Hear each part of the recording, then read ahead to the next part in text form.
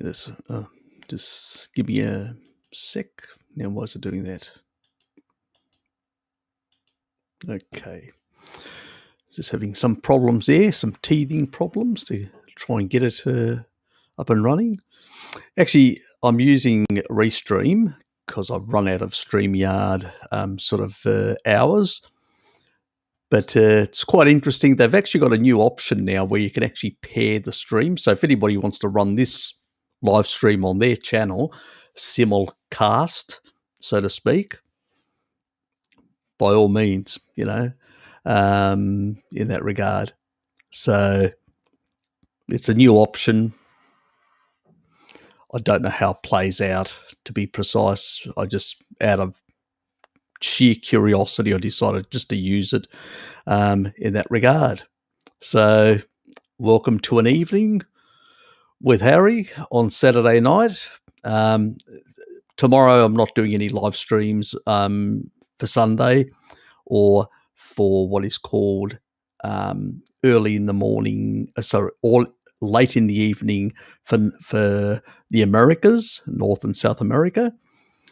So I decided to do tonight in this slot, which sort of covers most of the planet, and at least gives opportunity for people from North America right through to New Zealand to get an opportunity to ask me a few questions and not have to wait for another week.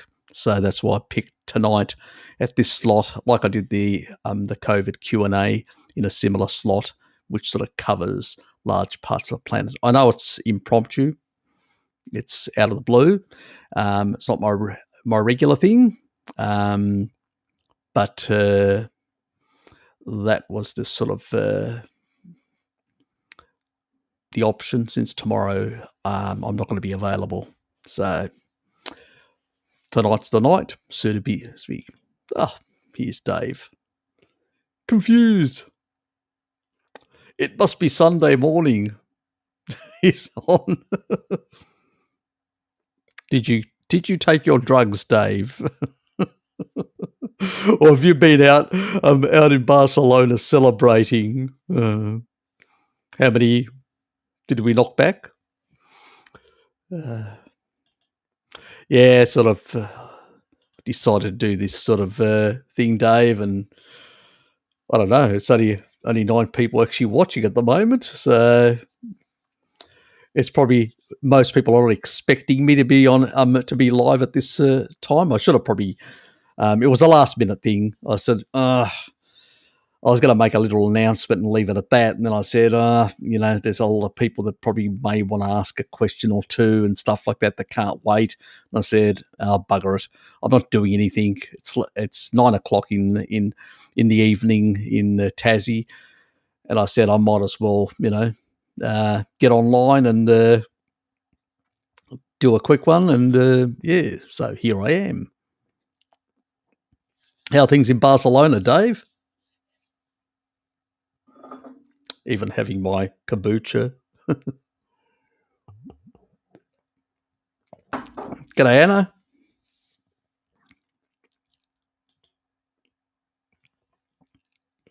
Always good, or trying to be, one of the two. Trying to behave. Did about quite a bit of walking today. Ended up what did I do? About 15 Ks about walking. So usually I'm 12 or 11 or 12, and sort of ended up doing a bit more than I usually do. And I didn't even have any cheats today. Well, not much. Very little in terms of cheats. So I haven't had ice cream. So I've actually had Ling made me some last time, and I had that, but I haven't bought any ice cream. That is, yes, the steak dev, the ice cream devil up here sort of given way to the steak angel. Or the meat angel, whatever you want to call it. Remember the little, I think it was one of Luke's that he actually did. with the two little on each side, trying to tempt Harry back to ice cream. Yes. So I'm trying to keep away from the supermarket stuff. So that's the aim, sort of focus on the next couple of months, be good to myself until around about Christmas. Then it all will go pear shaped at that stage, like for everyone. Yes.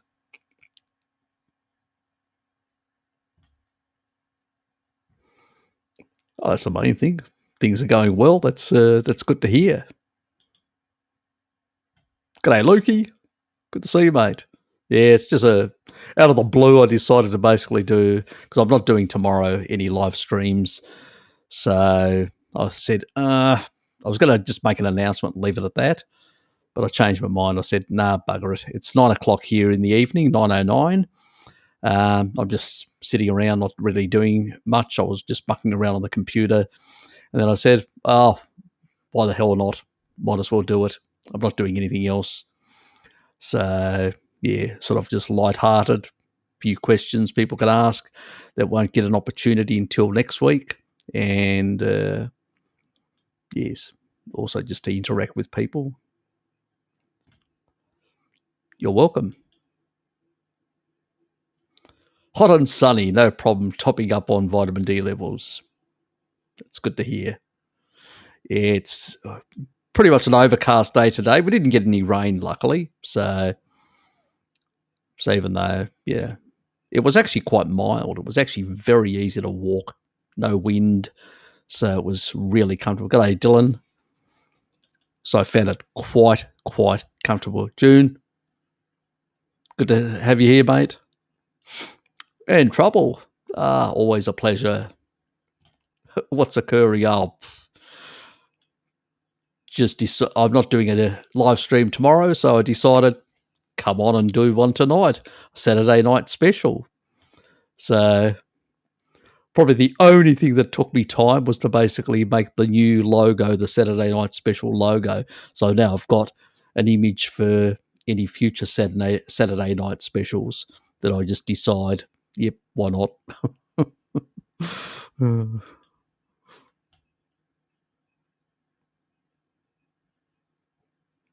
Me? Oh yeah, avoiding engaging the Randle cycle with ice cream. Yes, I've still got probably about eight odd kilos. So I'm 2/3 I've actually taken out, and I've got about that would lead me back to when I was in my early 30s, back to my weight of my early 30s. So, look, when I get to that stage, I don't know. Do I want to lean? Probably don't want to lean anymore because, when you're in a bit of an older age bracket, it's sort of always a bit safe to have a bit on rather than too little. Like I don't want to sort of really lean out like a bodybuilder, like cut completely. In that regard, I'm not interested in that. So I just want to get back to my late 20s, early 30s sort of level in that regard. Probably want to maybe put a bit more extra muscle. My partner doesn't really want me to. So we'll see how that plays out. So, yeah. Everybody's got their own little image in their head the way, yes. So, yeah, anyway, I won't go into it. Random question. Does coconut oil have any benefits as a possible biohack for neurological disorders? Not really. Look, medium chain triglycerides, which you'll find in dairy products as well. I mean, let's not forget, most of the names of the medium chain triglycerides actually are related to animal products. Like they're actually related to goats, because goats, out of all the actual dairy products, have the highest amount of medium chain triglycerides. So they weren't, the names don't derive from the coconut. They derive from goats. And most dairy is quite high in medium chain triglycerides, in long chain fatty acids, saturated ones. Dairy tends to have very little PUFA and is more saturated in that regard. And also dairy tends to also have also more short chain fatty acid as well. So it's in that regard, it's because, look, you've got the bacteria and the protozoa that are actually fermenting a lot of the actual all the actual fiber that comes in, and then they get absorbed. So you get the long chain fats from these organisms that get into the fourth acidic chamber. But you've also got what they've extracted, which is some of the, they've generated some medium chain triglycerides, but also produced as part of the fiber fermentation some short chain fatty acid. So you end up with that. So dairy is unique in that regard, that you don't have to be in a ketotic state, but you can actually get some of the sort of the precursors to ketones. And so that's where there's always been a bit of an advantage with dairy, and sort of Central Europeans and some Southern Europeans, in particular Greeks that have been very heavy into dairy, have probably had a bit of an advantage in getting both medium and short chain fatty acids from dairy. It's probably where also the advantage that vegetarians have over vegans. When you look at studies, they do much better. It's, again, because of the dairy component. I mean, less nowadays because vegetarians. I mean, if you take a look at the even Adventist studies and back, they were done back in the 1950s when people were consuming more eggs and dairy. The vegetarians were consuming quite a lot of eggs and quite a lot of dairy back then, because that was their main source. It's only in the more modern that have moved. Vegetarians have moved to reduce the amount of eggs and reduce the amount of. And when you look at those studies, there's not much difference between them and the vegans. The outcomes are pretty piss poor. And the homocysteine levels have been going up also amongst vegetarians, again, because less animal products they're consuming, less eggs, less dairy. So, but getting back to coconut oil, I'd beyond the actual, you're not going to get any short chain fatty acids. You'll get quite a few long chain fatty acids, but you can get that from meat and all that. And you also get some medium chain triglycerides, far more than you would get from other animal products, bar dairy. And so I can't see any big advantage. I'd rather basically consume butter, which also has fat-soluble vitamins like vitamin E, vitamin K2, MK4, which is the animal form of vitamin K2, plus retinol, and some vitamin D as well. So why would you bother? So dairy, butter is way superior in that regard. So I can't see the value, let alone it doesn't have the salicylate problem. And a lot of Northern European ancestry people do have sensitivity to salicylates. So why would you bother eating a food high in salicylates when you're less adapted to them in parts of Northern Europe, especially amongst the Germanic and Scandinavians? So, I can't see the logic in that at all. Southern Europeans have actually got are pretty much adapted to salicylates, because we've had a lot of salicylate foods in our diet, Middle East people and all that, and Southeast Asians, and they tend to not have a problem with salicylates. But there are sensitivities. Now, if you consume, so is there any advantage neurological? Very little. Very, very little in that regard, because you're only getting a small amount of ketone bodies from medium chain triglycerides. And if you're basically sick and if you've got a whole lot of other health issues, you're not going to be producing a lot from your liver anyway. Also, a lot of medium chain triglycerides can also cause allergies in people from especially Northern Europeans that are not adapted to them in such large quantities. So Southern Europeans, again, less of a problem, again, because they've consumed dairy less from cows, more from things like goats, and that tend to have higher levels of medium triglycerides, so they're more adapted to them. So there's all these sort of adaptations and all that. So I never recommend coconut oil for Northern Europeans. For Southern Europeans, it's optional, but I don't see the value when dairy is superior. In my book, butter is superior, ghee is superior. So in terms of all the other things that you're going to get, so I can't see the logic. I wouldn't waste my time, my money, or anything like that. Personally,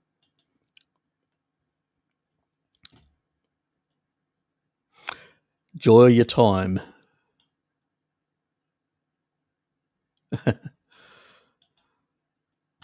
G'day, Sil.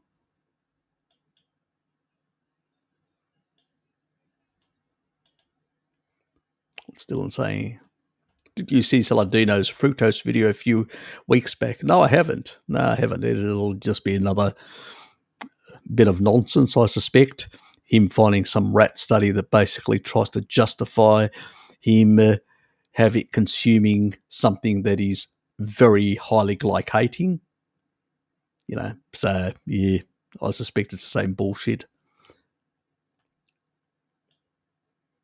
I mean, the glycating difference between fructose and glucose is traditionally used to be considered about 7 times, but there are recent studies that actually show that under certain circumstances it can be as high as 10 times the glycating factor. The last thing you want to be doing is glycating proteins. I mean, beta amyloid, anybody? Beta amyloid, the amount of glycation determines how difficult it is for the brain to break it down. So if beta amyloid has too much glycation, it sort of gets twisted and into this mucky sort of thing, which is really hard for the brain to break down. So it's actually the worst carbohydrate you could consume. That's why I always and also high in deuterium as well. Fructose is concentrated deuterium. And so I usually say to people, if you eat that sort of stuff, you're doing damage to your mitochondria, and at the same time you're glycating the hell out of your proteins. So why would you put that crap into your body? I can't see. There is absolutely no reason to do that. And even Lustig, did that. The guy that's the endocrinologist who does a lot of therapeutic work for younger kids that have got different sort of hormonal problems. I mean, they did experiments and actually showed, literally a group of kids consuming the standard garbage with fructose and glucose. We're not even talking about Randle cycle here, putting fat in and other things, just either pure glucose garbage, and we're talking about junk food, like a bagel, rather than something that's got sugar in it. And the difference was night and day. Because glucose, even though excess glucose can be converted to fat, and if you engage a Randle cycle, more of it can, especially if you're not, physically active. At the end of the day, glucose isn't a good thing to raising insulin all the time. But at the end of the day, it doesn't have the toxicity to the body that fructose does. Fructose, like alcohol, will actually increase fatty liver. Where these kids were basically eating just pure glucose, and their fatty liver was going away. So, that's why I say to people, even if gluconeogenesis, even when your body actually generates, it's irrelevant. One, it'll never go really high, but even if basically you're getting to rabbit starvation and then you basically started, that's in regards to the second question that Anna is actually asking, pretty much it's an irrelevancy as well, because doesn't have the toxicity to the liver or to the body like fructose has. So he's a fucking idiot. Interesting, yes. Goat cheese, exactly. There's nothing like it. Get stuck into it, mate. You would have enjoyed quite a bit in the Balkans, so you would have had a festive season time over there. What do you think of Dr. Masai's video a few days ago? Saw you commenting on it. Yeah, I did, about rabbit starvation. These guys were actually quite lean, and basically they were eating too much. He was saying too much protein. No, it was just lean protein. Supermarket protein, as I call it, or supermarket meat, is quite lean. Doesn't have a lot of fat. You're supposed to get tribal people get 1-to-1. And if they find an animal that's not very fatty, they throw it away. They don't, they throw it away. You've heard tribal people, you need 1-to-1. The only time, as I say, you need to basically, if you're fat and you've got a lot of fat on board on your body, you can actually cut fat out. You can reduce your fat intake, and what you'll do is hormone-sensitive lipase will basically put all that fat from your fat stores. That's the whole reason. You have fat there on board to basically use it when you're not eating and when you don't have enough fat coming in. But these people are basically very lean. They're athletic. They're doing a lot of physical exercise, and they're basically not they're getting these really funny blood markers and all that and symptoms because they're not eating enough fat. The problem is they're probably also, as like one guy actually mentioned that I didn't think about it in my initial point that I made, and pretty much it's a question of rabbit starvation, not enough fat. That's what these symptoms are, and he really didn't really understand it. G'day, Sky editing. Oh, thanks for dropping in. Appreciate it. I need to get back to you. Look, I've had too many things trying to sort out a number of things in my own life and sorting out a few things, and I haven't got back to you. I do apologise, but I will contact you sometime next month, and maybe we can do something together, or even a comedy piece or whatever, a bit of a joke. Maybe I'll come on your one of your live streams for a difference.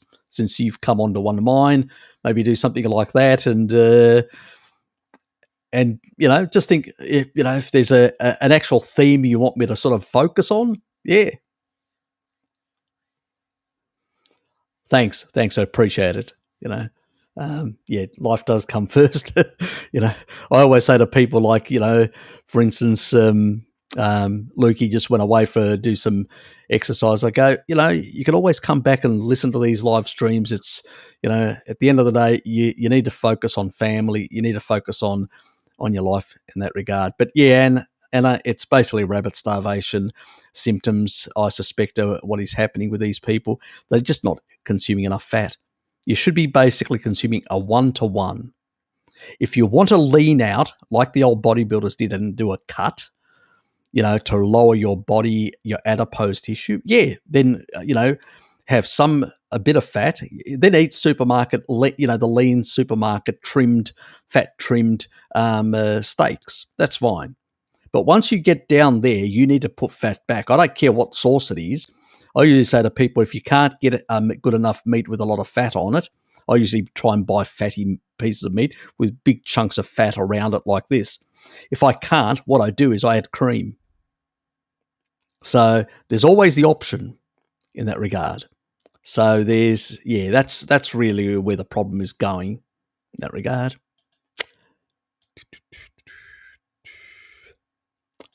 Yes, the ghee. Oops. G'day, mate. Good to see you here.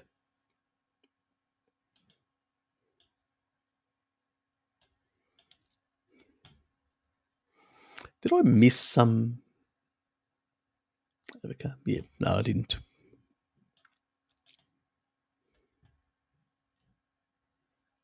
Will do. Thank you.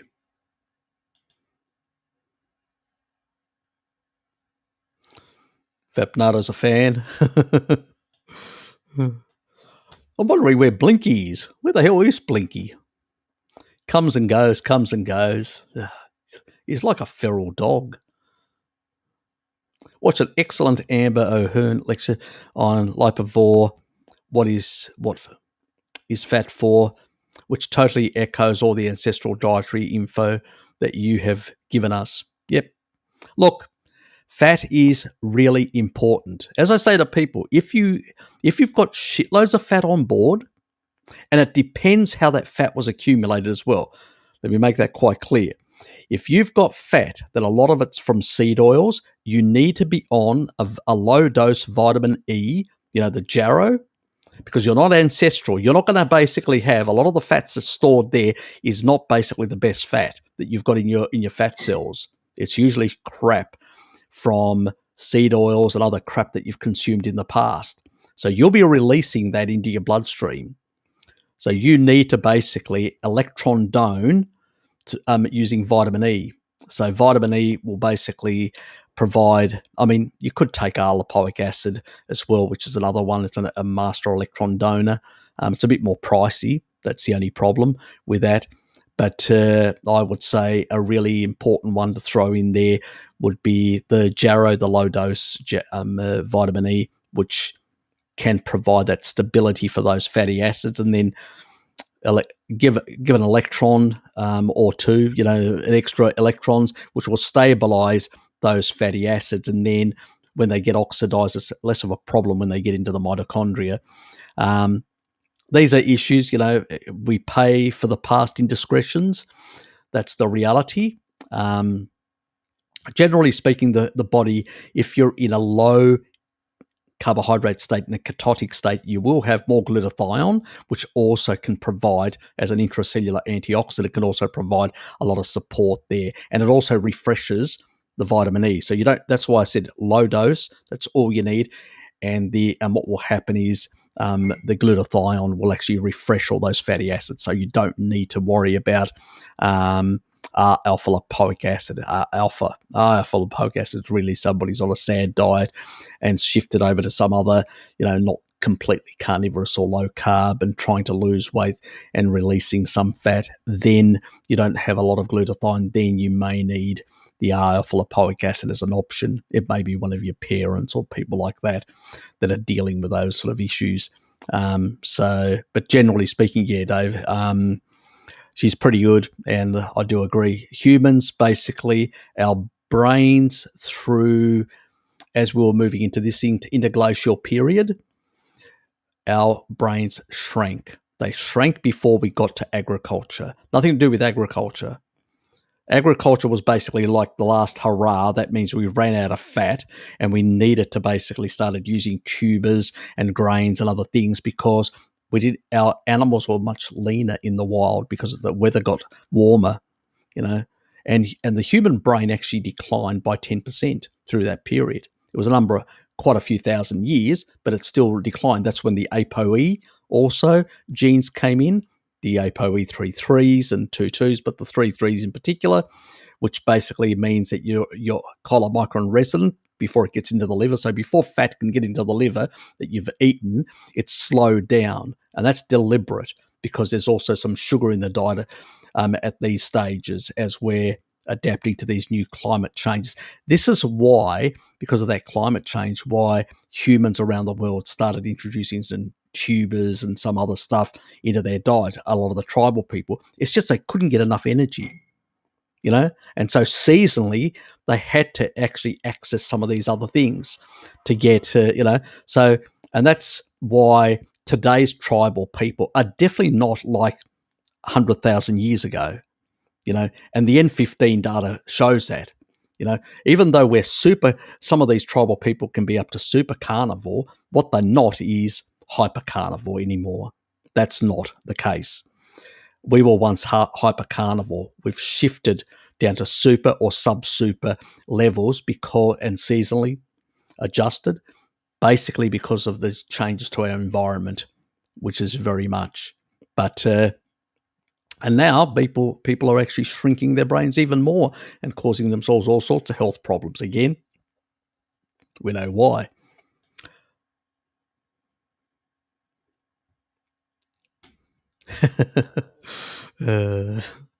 AG, behave yourself. What are your opinions on ancestral supplements? The reasons I ask is I was taking the brain supplements and I ended up with a bad neural symptom. Look, I don't recommend a lot of different supplements because, one, I don't know the sourcing. A lot of these commercial type supplements, they, how can I put it? I don't believe they actually have a good, following their sourcing. That means that they get different sources of stuff, but they're not basically, Josh, like assessing, like doing continuous assessments of their supply chain, and that can be a problem. That's, so I tend to basically say that if you're going to use things like brains and stuff like that, you better know your source, and you better get it actual real. The problem with brain is why I would never supplement brain is because it is PUFA, a large portion of it. And when you turn it into a supplement, you are basically like the seed oils that are turned, from a seed turned into an oil. Problematic. You break the integrity that it is in that seed, and as a consequence, you expose it to oxidation and rancidity, and also aldehydes. So I would say any supplements, I would never, take a supplement, a brain supplement, for that simple reason. And if you're going to consume brains, I would make sure that it's basically something like lamb's or goat brain, which in terms of the prions, it's less of a problem. And into, there's the type of protein folding in those prions. And the other thing is, at the same time, most goat and sheep are not grain fed. They're basically fed, grass, because it's just the way the animal is, that type of ruminant. It's probably and if you're actually getting it fresh from a butcher, it's going to be much better in that regard, especially if it's pastured. So that's where I would get, and I wouldn't actually focus on the supplements. I do have a lot of concerns about a number of these sort of organ supplements, and I can't see the value. I mean, organ meats are very cheap. Why would you bother forking out shitloads of money? Just buy organs and basically cut them up into small amounts. You only need about an ounce, like a multivitamin, and you basically freeze them. And when you need to cook them, you can just add them, do a quick, like a stir fry, or you can actually cook them, like bake them or stuff like that in thin strips and bake them like that and have them like a snack type thing. But I wouldn't bother with brains from sort of commercial supplements. Personally, I wouldn't. I think there are too many risks associated with them because of the PUFA content, which is probably in somehow damaged as a part of the process of extracting and processing it. Mate, you're in the house. DJ Gregor in the house. We're no longer projecting. We are Gregoring. Hello, vegans. Oops, wrong channel.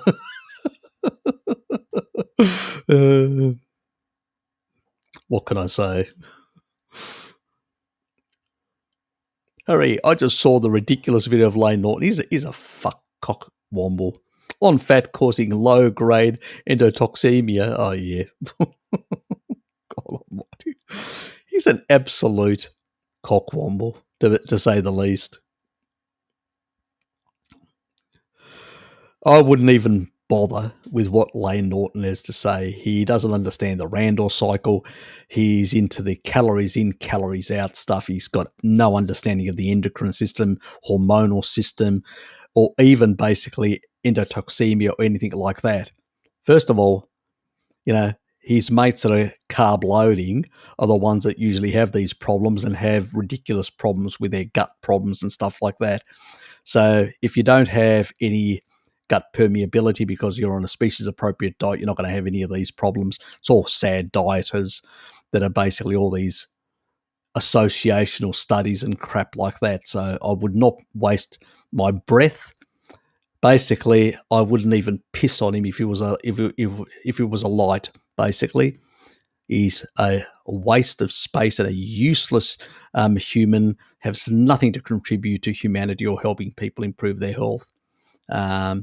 His nonsense is the type of nonsense that we've had peddled to us since the late 70s, early 80s, and which made a lot of people very sick. So, guy's got no idea. Also, the high-fat meal was 3 pieces of toast with 50 grams of butter. Yeah, exactly. Randle cycle. Immediately when you think fat and sugar, very little protein, Randle cycle. It's so obvious, all these stupid studies which just basically, it's just ridiculous. I've heard fibre is needed to export metal dumped from the bile. No, your bile basically gets rid of excess minerals and metals, basically. So if your gallbladder is working, yep. So you do not need fibre. Fibre has nothing to do with it. It's the liver that is the main detox organ, and the liver basically pushes all the stuff, the excess amount. I mean, manganese, for instance, I've said in one of my last videos, and they actually even, measured it exactly how much went in and how much came out. 90% gets excreted via the bile. The only time you can actually get manganese toxicity is, it's not surprising that vegans get manganese toxicity and vegetarians, and they go to their naturopath to get a whole lot of stupid supplements. The only reason they do that is because they don't use their gallbladder. And their gallbladder, basically, when you're on a low-fat diet, your gallbladder basically cannot emulsify. I mean, you need taurine to emulsify. Taurine is in meat. So if you're not having enough meat, your bile will basically harden. That's why most people nowadays on low-fat diets are actually having all their, having basically gallbladders removed constantly. It's an epidemic. Why? For that reason, low fat and Randle cycle that cause a lot of these problems. People not consuming enough fat and getting rid of the sugar and all that crap. So yeah, your bile, it plays a big role. You can only get toxicity if you basically liver and the bile flow doesn't work properly. Only then, Dylan, only then. So otherwise, it's a non-issue. Another part of the liver. And what's your thoughts on the lack of FXR activation as a cause of diarrhea on a carnivore? I don't have any gallbladder issues, malabsorption. Well, the FXR basically can also be improved with milk thistle. Milk thistle plays a very important role in improving FXR sort of functioning. So if you've got a problem, take milk thistle. That's what I've recommended in the past. I've talked about the FXR, and if you've got any major liver problems, I usually recommend mega dosing into alpha lipoic acid, which is a master electron donor. A bit more taurine, much higher doses than I take now, because you want to break the fibrotic tissue, clear out a lot of that sort of stuff. And also you may need to take bile salts to basically improve the functioning of that enzymatic pathway. So, yes. It is said that 10% of the brain decrease can be accounted by watching Harry stream. Fat Bernardo.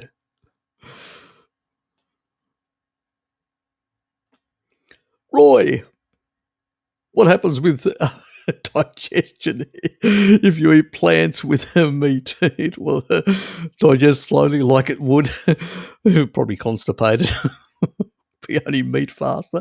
Look, meat depends on the quantity. at the end of the day, meat depends on the quantity. So if you consume more quantity, the body will actually slow down because it's only got a certain amount of amino pool that it can actually hold.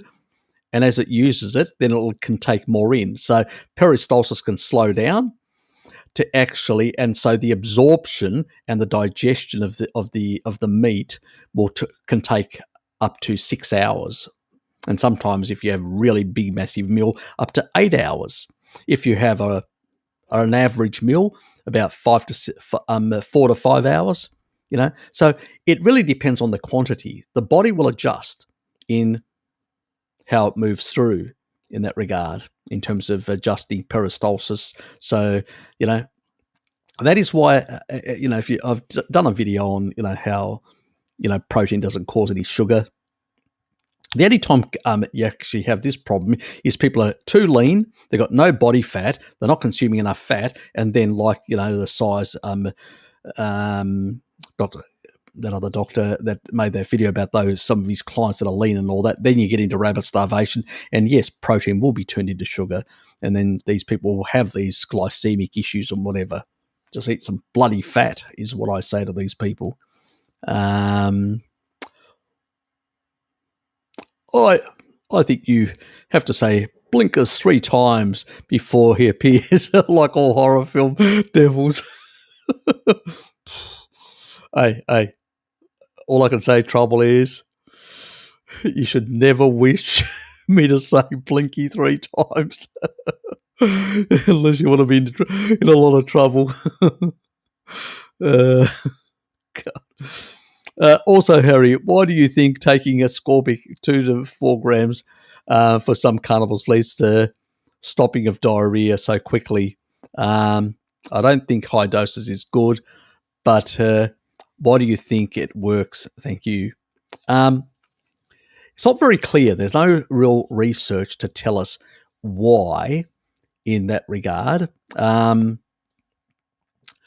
There's a lot of sort of that there may be but some inflammation, and it may actually act as electron doning in the gut to improve the sort of reduce. But you could actually take any other antioxidant as well and probably have the same effect in that regard without the potential risk of oxalate in that regard, because a lot of it will turn to oxalate, which isn't a good thing for your kidneys and many other things in that regard. It's nobody's actually explained why. I haven't actually seen any research that actually tells me why it does happen. I've heard it before, people saying it, and a number of other people that have actually said that they actually used vitamin C and it has had but some other people have said they've tried it and it hasn't worked for them. So we don't really know is the absolute question or answer to that. We don't really know. It seems that it has an effect on some people, but not on others. If you know of any research, AG, please email me, because I haven't actually seen any research which shows why it would actually stop. Because I know that there are other people that have got that have had diarrhea problems, and they've taken ascorbic acid, but it hasn't had the effect. So is it a question of the type of gut microbiome they have? Maybe. We know that, like with B vitamins and vitamin D, a lot of them part of the gut microbiome, some beneficial bacteria use more of it. Maybe there is a strain or a couple of strains that actually do better when there's more ascorbic acid in there. Hard to know in that regard, but would be interesting to find out in that regard. But no, I don't really know exactly why that would work for some people. It doesn't work for everyone, because a couple of other people have tried it as well that had diarrhea, and it didn't work for them. So I've had comments in the past, about ascorbic acid in that regard. So why does it work for some people, not work for others? Don't know, really.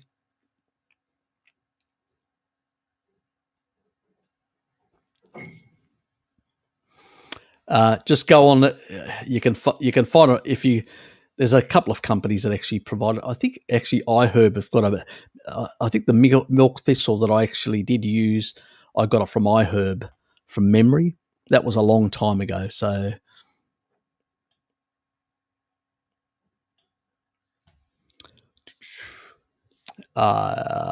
yes, don't know whether that has any effect in that regard in stopping diarrhea. So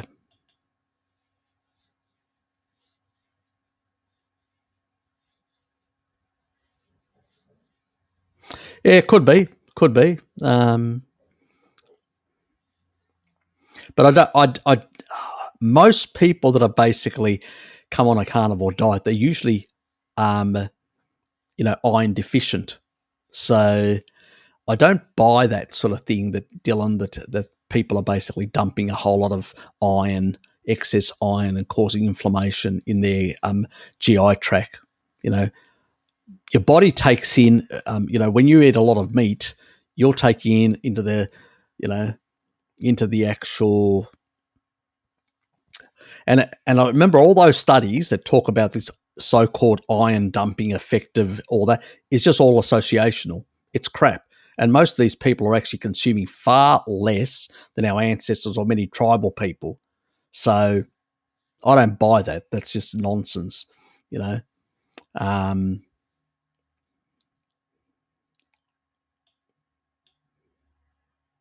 As I say to people, I will listen if somebody can show me an actual, clinical study or mechanistic study that shows. Even fine. I mean, that's plant based. It's not even heme iron; it's non-heme iron. But again, eggs and dairy have non-heme iron as well. So they're not the best sources of. You wouldn't actually rely on eggs, or this is another reason why vegetarians get still anemia because and need iron supplements because pretty much dairy and I did basically a video with Bart on dairy, and one of the things I went through all the vitamins and minerals because some lady was claiming that you can get everything from dairy.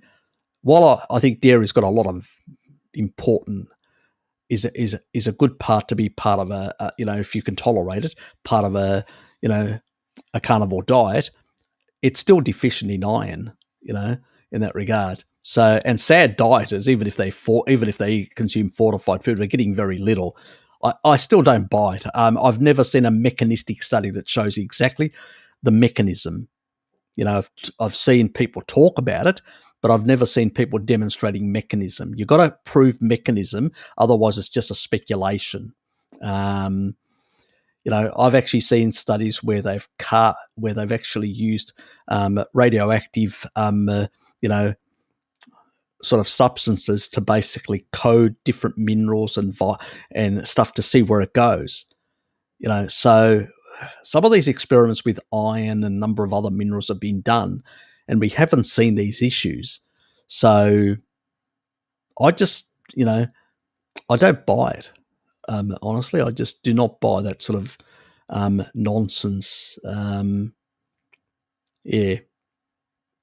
I mean, probably the one thing where we've got actually true mechanism, and you can actually do it over and over again, is give somebody excess magnesium, and you'll definitely make them shit their pants. That's one thing that we definitely know that excess supplements of magnesium will do that.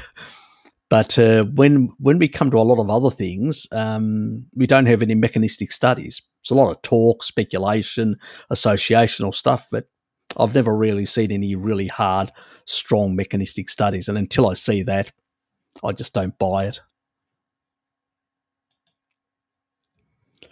What are your thoughts on some vegetables and what their fat-soluble binding to bile stops is from bile able to extract water for people who overproduce bile? Thank you. Look, most of the time, if you've basically got an overproduction of bile, is because it's the system's slightly deranged, and it's usually an issue with the liver. And I usually get people on milk thistle, taurine, and stuff like that to really, and alpha lipoic acid to really work hard on fixing the liver. Once you fix the liver, all these problems go away. So fiber does do absolutely nothing. It's like a Band-Aid solution, maybe. That's about it. The end of the day, really, you've got to fix the liver because that's where the problem lies.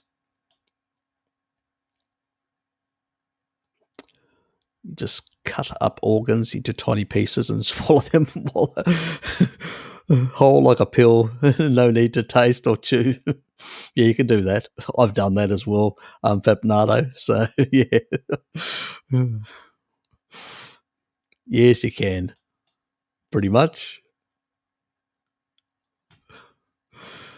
Yes, that's true. It does, actually. It just slithers down your throat, Exactly. It is much easier. So...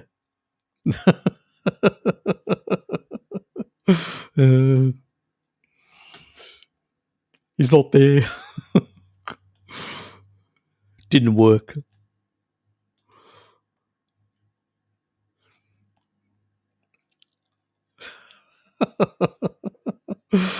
Yes, very much, very much.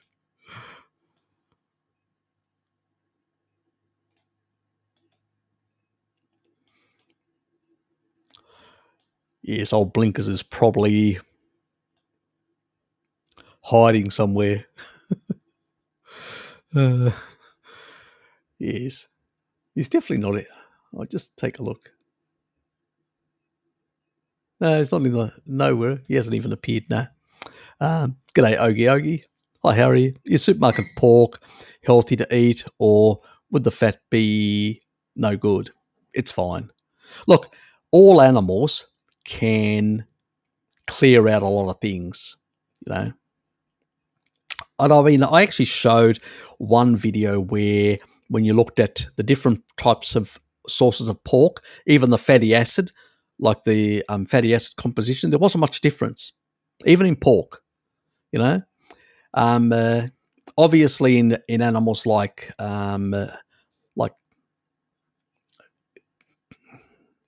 beef, there's even less variation. But even in pork, some of the fatty acid profile was actually, in some of the grain fed, was actually better than the pastured. Slightly, only slightly.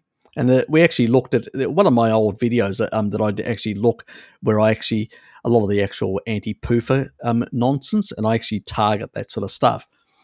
Like any other animal, pork depletes deuterium, like the rest of us. It also detoxifies a whole lot of things, So compared to grains, even a grain-fed animal is going to have far less of these problematic things in them compared to actually eating grains themselves. So, it's pretty much a non-issue. Then it just really goes down to, how do you want animals to be treated and stuff like that, and the sort of quality. But you're not getting massive quality difference in that regard. Where you're probably getting better in terms of is more the micronutrients. So in terms of micronutrients, something which is pastured is going to be, or foraging is going to be superior in that regard. My pork is foraged, and I do like to even consume a bit of raw pork, as in bacon that's been smoked. So I won't, regular pork I'll just cook, because even a foraged pig can even pick up something in the environment. So I always cook my pork. But bacon, I don't mind having smoked. So that's under some sort of heat, which has eliminated any potential risk. And I do enjoy a bit of raw bacon, but as long as it's smoked in there, it's got a really nice flavour to it. So when you cook it, you lose that sort of flavour, I find. So I usually tend to have a bit of raw bacon occasionally, but it has to be, has to be quality stuff. And if you're not sure of the source, cook it. So yeah, that's my opinion, Oggy. But yeah, there is. I would rather people basically even have supermarket stuff than basically eat grains or eat carbohydrates. Even supermarket stuff is going to be way more superior than all the carbohydrate garbage out there. So I think that's the better way to go. But if you can get better quality, yeah, by all means. G'day, Jonathan.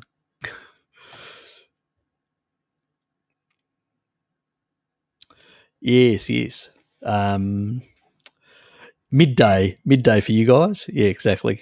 It's usually here. It's about 10 o'clock in the evening. So it's probably 1 o'clock where you are in the middle of the day. Be nice and warm. You're in the northern hemisphere.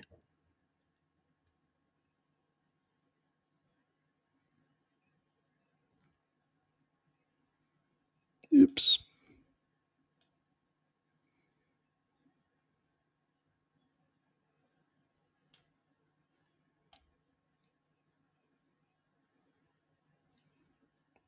No. Do we now? Do we? Oh, interesting.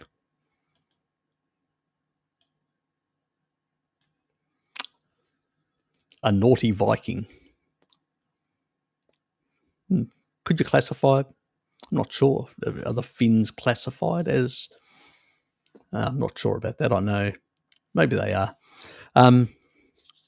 Bodybuilders now even use the Randle cycle info without even realizing they do pro-fat meals, pro-carb meals around training. Yeah, look, I know they. Look, a lot of people don't really understand the Randle cycle and don't understand how mixing, the energy substrates of macros can actually have a profound effect on the hormonal system and also on the way receptors at the cell level behave. So it's the reason why the calories in, calories out nonsense has been so popular for so long, is because people just don't understand these things. Yeah, it's a wild, wacky world out there.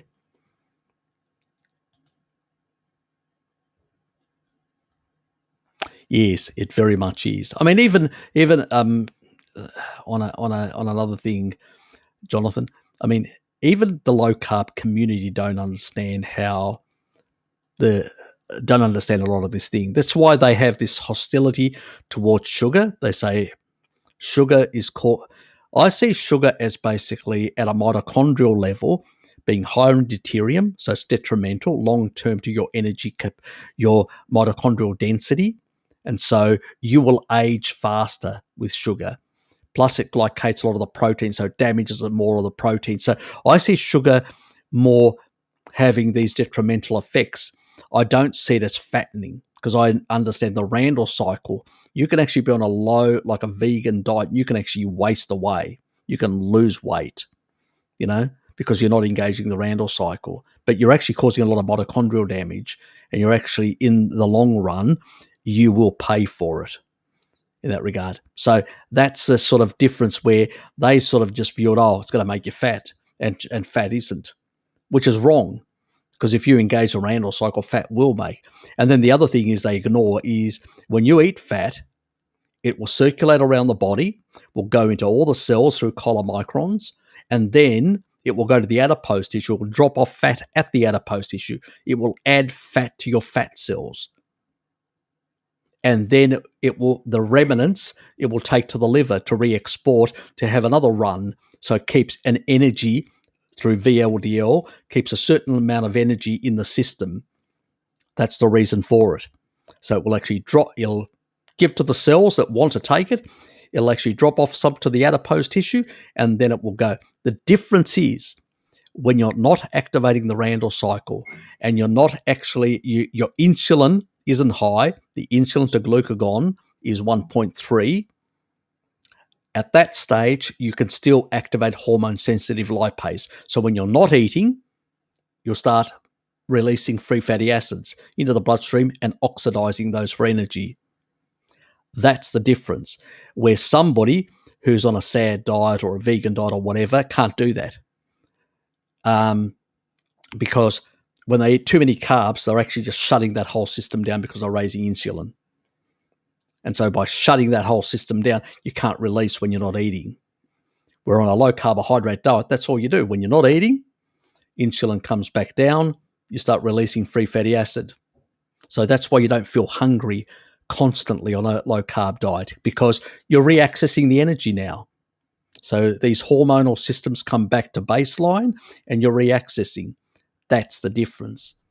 But when you put yourself into insulin resistant state, let's say you have a cheat on a carnivore low carb diet, you have a cheat, you go and have quite a bit of sugar and all that, your insulin goes very high. You engage the Randle cycle. It can take 3 days to reset. Now, you can do a really hard 1 day, 24-hour fast and reset yourself, because you're going to deplete glycogen and bring and alter that hormonal state very quickly. But remember, you better make sure you've got water and salt while you're doing that, because if you do it really fast, you're actually going to be dropping fluids very fast, and you don't want to lose a lot of your electrolytes. So that's the other thing when you're coming out of one of those cheats. So there are ways around all that sort of stuff, but you have to understand how the system works. And that's what these people don't understand, and that's why people are constantly confused.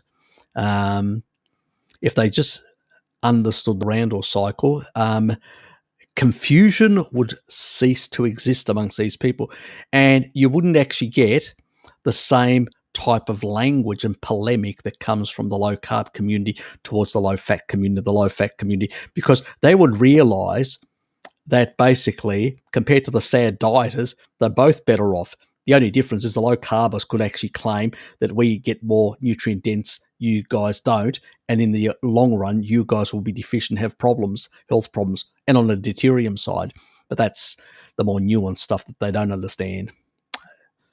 Yeah, Harry, thanks so much. I took them ill-advised, the brains. Yep, looking and concerning about prions at this point. Yep. Look, things like alpha-lipoic acid, even taurine to some extent, which is in animal foods and all that, seems to basically have a way of actually dealing with some of the actual folding of these prions. I'm not going to go into too deep because I don't want to give too much away. I'm going to do a video on this. It's in the works, so to speak, so you'll have to wait. But yeah, it's there. Yeah, taurine plays a big role in this one as well. Let me put it this way: if you have concerns, just up your taurine a bit to 3 grams. I hope you're not on blood pressure meds. If you are, you have to do it slowly and get your blood pressure meds adjusted, because it does lower blood pressure as well. I don't want you passing out or anything worse. But yes, taurine plays a bit of a role in this, in CJD type conditions, without going into too much. Why vegans say that the body makes taurine from cysteine? I think that is no need for taurine from meat. Your vegan friends are basically fucking cockworm idiots. What do you expect? Yes, look, you may get some level of sulfur being produced in the liver, because taurine is endogenously produced. But once you get over 65, it falls by the wayside. After 65, you are basically no longer producing enough. We, as even young people, don't produce enough. But after 65, it actually falls off a cliff, like a big cliff, like a hill, mountain, whatever. Yes. At that stage, if you're not eating it or supplementing it, you're in deep shit. So, for all sorts of conditions, the brain conditions and all sorts of conditions, detoxification pathways, you name it, is going to be an issue. On top of that, you vegans consume a lot of oxalate-rich food, which depletes all sulfur amino acids, including taurine. So you're going to be in trouble if you're not consuming meat, especially on a species inappropriate diet that depletes sulfur amino acids rapidly. Nothing like an oxalate smoothie for the vegan cockwombles out there to basically deplete their sulfur in their body, because that's how the body gets rid of that crap. Thanks, Tom.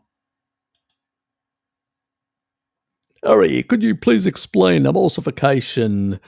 I understand that primary bile salts are conjugated with taurine and glycine, but what do the proteins do, like keep the smaller fat? Hold on, you're confusing me. What do you mean? What do the proteins do? Which proteins are you talking about? We're talking about bile here, or, your body will break down proteins to basic amino acids. The bile is primarily for getting rid of stuff and for basically emulsifying, which is basically making fat into smaller sized, so it can actually be put into chylomicrons and got into the system goes through the lymphatic system, down the thoracic duct, into the heart, and then spreads around and then ends up back in the liver as a remnant, chylomicron remnant. So I'm not really getting the question what the protein part is. Your amino acid goes into an amino acid pool within the body, so that's nothing to do with it. You don't emulsify aminos, so I don't think you've structured that question.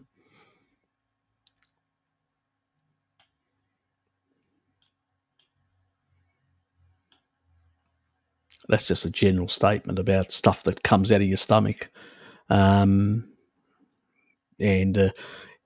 is going to interact with bile and interact with a whole lot of enzymes, proteolytic enzymes that basically are important in hydrolyzing, as it's called, but the majority of those are playing a bigger role in terms of actual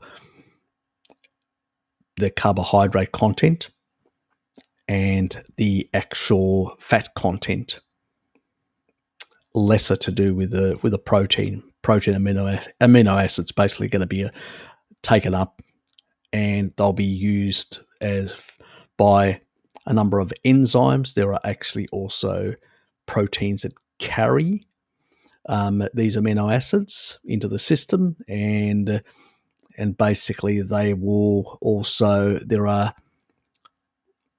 actually be moved into the actual cytosol, and basically also when you basically mRNA transcription to create different enzymes and different protein nano machines, they'll be produced in there, and then they will go out and actually do taking some of these proteins and building things and constructing things. And it's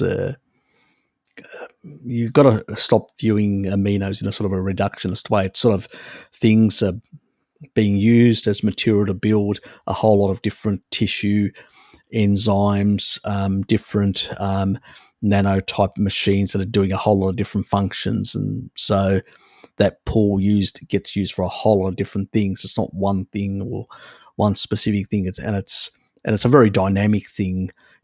It's it depends on how fast, how much you get in, how much is used at any point, on what the need is by the body. And every body is going to have different needs at any specific point. So it's pretty much irrelevant. Okay. I did get your message as well. So I'll send something through tomorrow. But it's going to be very hard with that person who basically has these sort of issues and resistance to salt and stuff like that. The reality is, I know she's suffered stroke, but you actually can make stroke worse by having a low sodium type diet. So, yes, it's a problem, especially if she's ideologically welded to that sort of thinking. So I don't know how much you can help her, pretty much. Anyway, I don't know what Norton, but I've multiple claims saturated fat, including coconut oil, increases absorption of endotoxins from the gut. You got to have leaky gut for that to happen. You got to have leaky gut. It doesn't happen unless you've got leaky gut. So completely just don't worry about it. The reality is if you've got leaky gut, you don't even need saturated fats. Every food has saturated fats in it. Even the vegan foods, any food that anyone consumes, meat isn't made of saturated fat only. It's like nearly half of it is made, by saturated fat. Another half of it is made by monounsaturated fat, and then a small amount of PUFA, So, and you take a look at every single basically nut, plant, or whatever is the same thing. So it's completely irrelevant, And as I said, show me exactly the mechanisms, and they can't show you the mechanisms. They just basically, you can put anything in and actually show that most of this sort of stuff comes through. The body can actually deal with endotoxins, can deal with lipopolysaccharides and stuff like that. LPS basically is that little on the bacteria. It's like a hairline thing. What it actually does, that little hairline thing that actually is the LPS, a lipopolysaccharide, that basically it actually provides the extra, the outer part, the perimeter, the outer part of the actual bacteria has these, and it's usually the gram-negative ones that are the biggest problem. So if you're not eating appropriate, you're eating a lot of sugary stuff and all that, that's when these type of bacteria increase in your gut anyway. So it's usually people on a sad diet who've got leaky gut, have got toxic stuff like that, and have a McDonald's with maybe a bit of meat in there. Whoopee, they're going to have leaky gut. They're going to have higher pathogenic bacteria. I mean, he's talking just crap again. It's all about all these stupid studies on sad dieters who have got leaky gut and other issues, and usually a lot of it is due to these pathogenic bacteria. So you're taking a whole lot of crap, which is putting a whole lot of glyphosate. It's killing off a lot of the beneficial bacteria. Then you've got a lot of the problematic stuff. You've got a lot of people who are vitamin D deficient. And in that sort of environment, these people are going to have leaky gut and a whole lot of problems. And they're going to have a lot of pathogenic bacteria, which will increase the load in terms of endotoxins. Whoopee, what have you proved? The sad dieters eating a bit of meat have these issues? Fucking hell, it's ridiculous. It's a non-issue. But as I said, that little thing provides a negative charge to the actual, it actually prevents the actual bacteria from sticking to things, which is a good thing. It creates it helps generate the negative charge around the actual bacteria, so they don't stick. They don't, So, but obviously, when it gets cleaved off, because it grows and it gets cleaved off, that small bit is the LPS that can end up through a leaky gut into your bloodstream and cause, it's a foreign protein and cause this endotoxemia. But you've got to have a whole lot of problems and be on crap to basically end up like that. So it's Norton and his selective studies of of basically people on a sad diet and all that, and then going, oh, look at this association. I could put basically anything in there and create an association.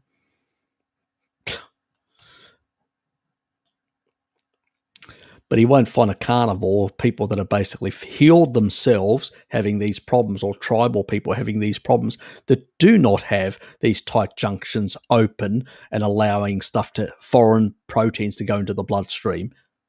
It's only people in the Western world that are eating crap that basically end up with permeability. Exactly. That's exactly right. It's good to see, AG. Yes, very much. What is the problem? Gary, I was suggesting a carnivore diet to someone whose daughter just had bariatric surgery. However, I wasn't clear enough in my explanation. She said, cannibal diet. I said, forget it. Yeah, you're probably wasting your time with people like that. First of all, bariatric surgery can be a real problem in terms of malabsorption and deficiencies in the long run. She will suffer quite severely. Sort of even supplemental stuff, she may have to look at something like a liposomal to basically try and get that stuff in, because that will be the only way of actually getting through some micronutrients. So, and she may even have to do some injections for some minerals and stuff like that. So it depends on what type of bariatric surgery as well. Some are worse than others in terms of creating deficiencies. But they're not a solution. Medical system is just gone crazy. Let's just cut things out, alter things and all that for people to, lower their they're not thinking long term. What are the consequences for this person long term? You can be obese and be healthy obese.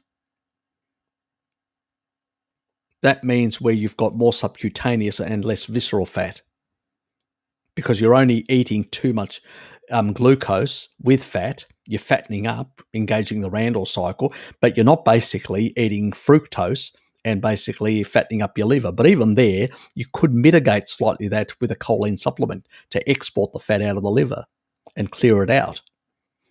That's the advantage of animal foods. They are high in choline, which basically reduces, and also high in methionine. And as long as you don't have certain genetic problems like I have to have direct choline. You can go from methionine.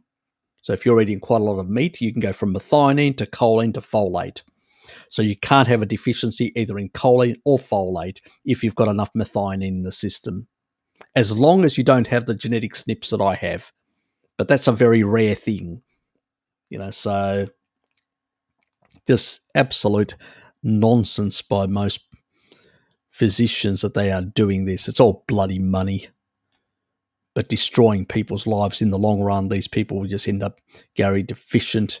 And she's somebody's daughter, some young child that's still got many years ahead of her. Fuck me.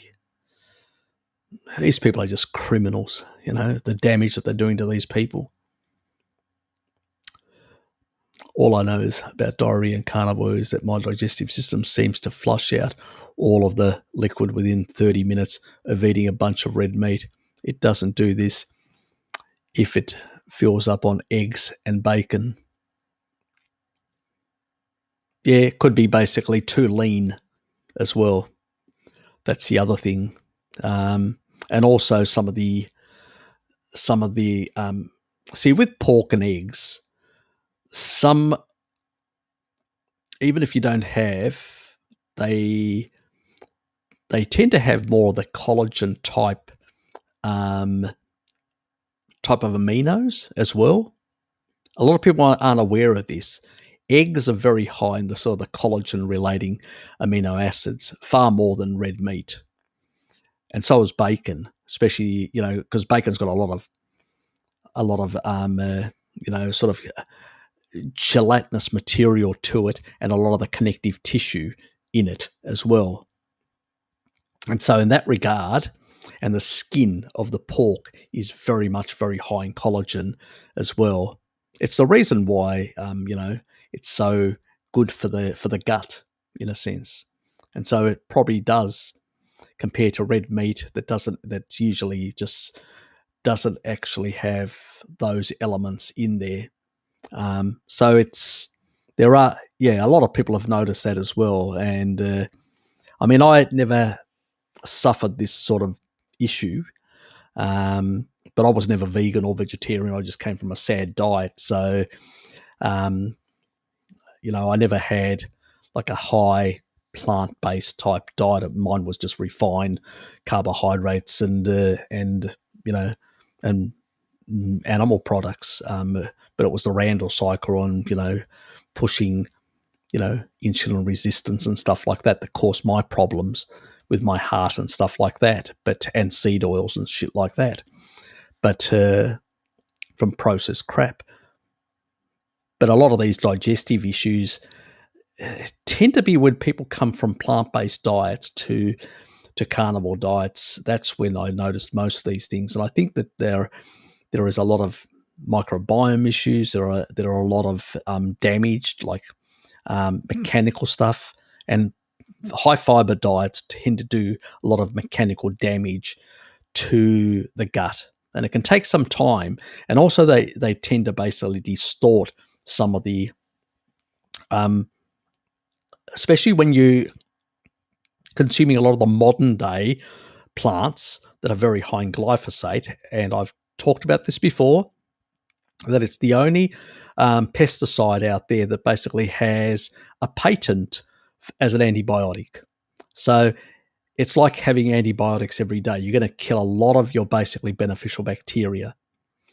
And as a consequence, you're going to basically do a lot of far more damage than somebody on a sad diet that has, some carbohydrates, some refined stuff and all that.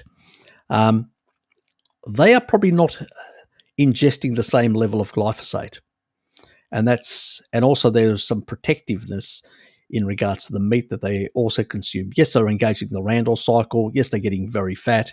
Yes, they've got other health problems like diabetes, heart attack, and heart issues, and a whole lot of other issues. But one thing they don't have is this massive amount of gut issues that a lot of people on vegan, vegetarian, and high plant-based type paleo type diets, I find. That's where a lot of this sort of stuff, and I went through a bit of a period of that. Luckily, I didn't stay on that. I just didn't like a lot of plants. Never have vegetables. I did it for a couple of months, and then I just gave up on that whole idea. I just basically moved sort of closer and closer to a carnivorous diet without realizing it. It was just basically much easier just to have dairy and meat and some seafood than anything else. So, if somebody told me, would you rather have, even though, as I said, I went through a period, a couple of years, that I consumed probably the only thing that I really deleterious, which was spinach. And spinach I've always liked, actually, but it's very high in oxalate, which is a problem. Because basically I grew up on, having the occasional spinach pie, but it's spinach pie done with a lot of dairy products in Greece. And it's, it binds a lot of the sort of these oxalates and gets rid of them. But, and we have a lot of citric acid, like, lemons and stuff like that. We have a lot of that in our diet as well. So that played a bit of a role. So what's up? G'day, Bart. How are you, mate? I'm not doing any live streams tomorrow, mate. So I decided to basically do a late live stream at 9 o'clock, which is 11 o'clock. I mean, now it's 11, so it's basically 1 o'clock where you are. Do you just get out of bed or something? Do you wet the bed? So I decided just to do a bit of a live stream for the guys and girls tonight, and sort of leave that for, because tomorrow I've got a couple of things that I have to do, so I've got no time. So I'll be back to the regular schedule next week. But for now, I'm just basically looking at got another hour and a half, and then I'll call it a night, because it'll be basically 12 o'clock by then here, and then I'm off to bed. I need to get up early tomorrow, so yeah. So I think it's a bit to do with that, and most of the meats are very lean as well, and less connective tissue. Most of the supermarket meat that most people get. It helps. It depends. It really depends. If you've got a lot of fat on board and your basically your insulin is low, then you can actually do with slightly less, and your body will get enough protein. As long as it gets enough protein that it wants, then it basically will get the remaining energy off your, as I said, unless you're in a very lean and then you're in a rabid starvation, that's a different situation. Then you're not going to get any satiety. You're going to be constantly hungry, especially if you're consuming lean meats. But if you're having 1-to-1, it's not going to be an issue. You'll enjoy nutrition news tomorrow, son. Promise. We're looking forward to it. Yes.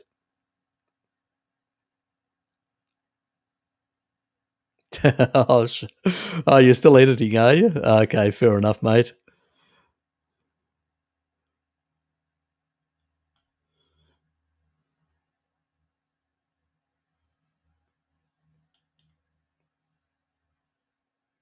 I'll just pin that up for you, Bart. So, actually, you haven't got a link yet, have you? Okay, I just pinned up the comment you made, but if you've got a link, I'll actually pin that up for people.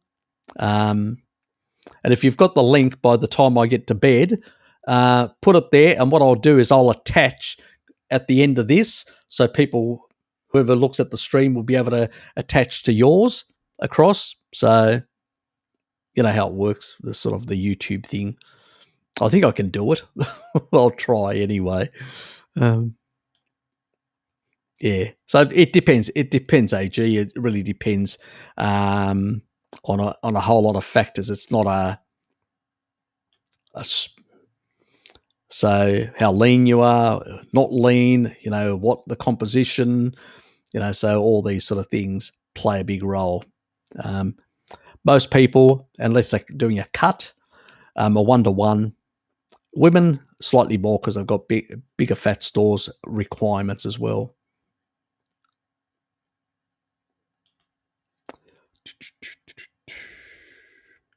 Oops.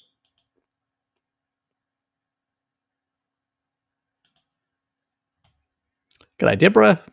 Oh, yes, a special stream. Yes. Yeah, look, I'm not doing a live streams tomorrow because I've got a couple of things that I have to do. So I decided, I was sitting around, I said, what should I do? I just replaced the pin message. So it's up there. Yeah, so basically I said to myself, what do I do? And I said, I got nothing else to do. I might as well just do a live stream. So that's what happened. Oh, I just learnt it's called in English mini. Okay, that's you and Fappers. Oops.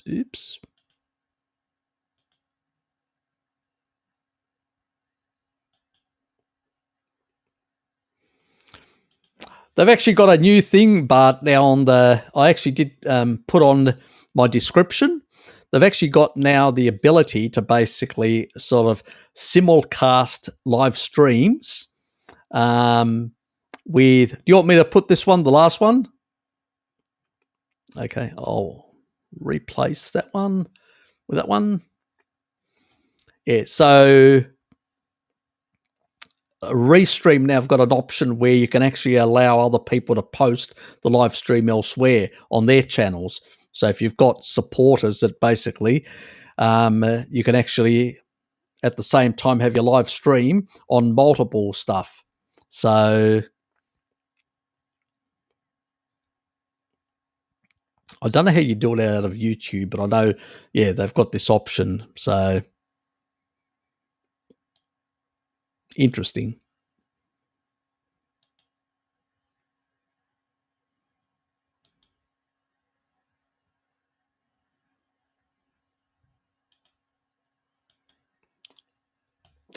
G'day, Dom. Good to see you here. Ah, yes. It's Roy time.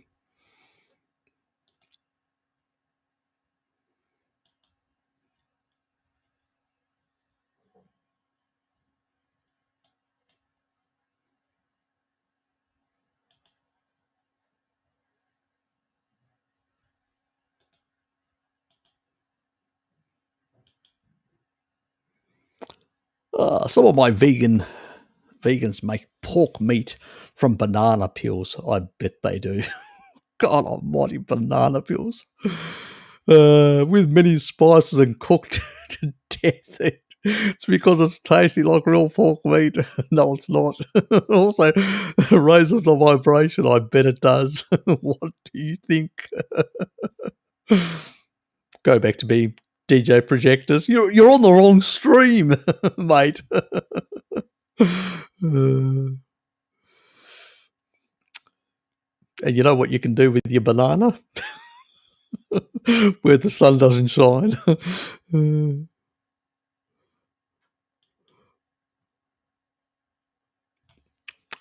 I like the tastes more than meat, especially ground meat is cooked towards burnt. Oh well, we've all got our different tastes, likes, and all that. I can vary the amount that I actually consume, so I'm not. Depends how I feel in that regard. Like when it comes to bacon, I can. I mean, right now, I mean, it's late. It's 10:30, which I don't eat in the evening late. I finished my meal way back at about 6 o'clock in the evening, and that I usually have my biggest meal at about 3 o'clock. It's sort of more ancestral because midday, persistent hunters, people would go, then they would drag back that animal and cook it, and basically, probably around 3ish, most people would eat. And that's where I usually have my main meal in the day. I'll have a probably snack earlier, and I may have a bit of a snack later, but my main meal will be around about 3 o'clock. Well, today it was a bit later. It was about 4:40, and that was just because we had gone late for the walk. We usually go earlier, and just had to go down to and ended up doing a much longer walk, drop off the vehicle to be sort of sorted out. So there was a whole lot of things that were being had to be detailed, so to speak, 2 vehicles. So yeah, as a consequence of all that, me and my brother Sean ended up doing far more walking than we were planning, so to speak. So yes, running around doing things.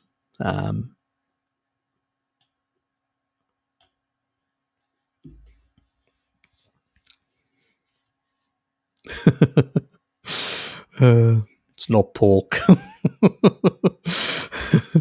It's a banana peel. Yes, yes, yes.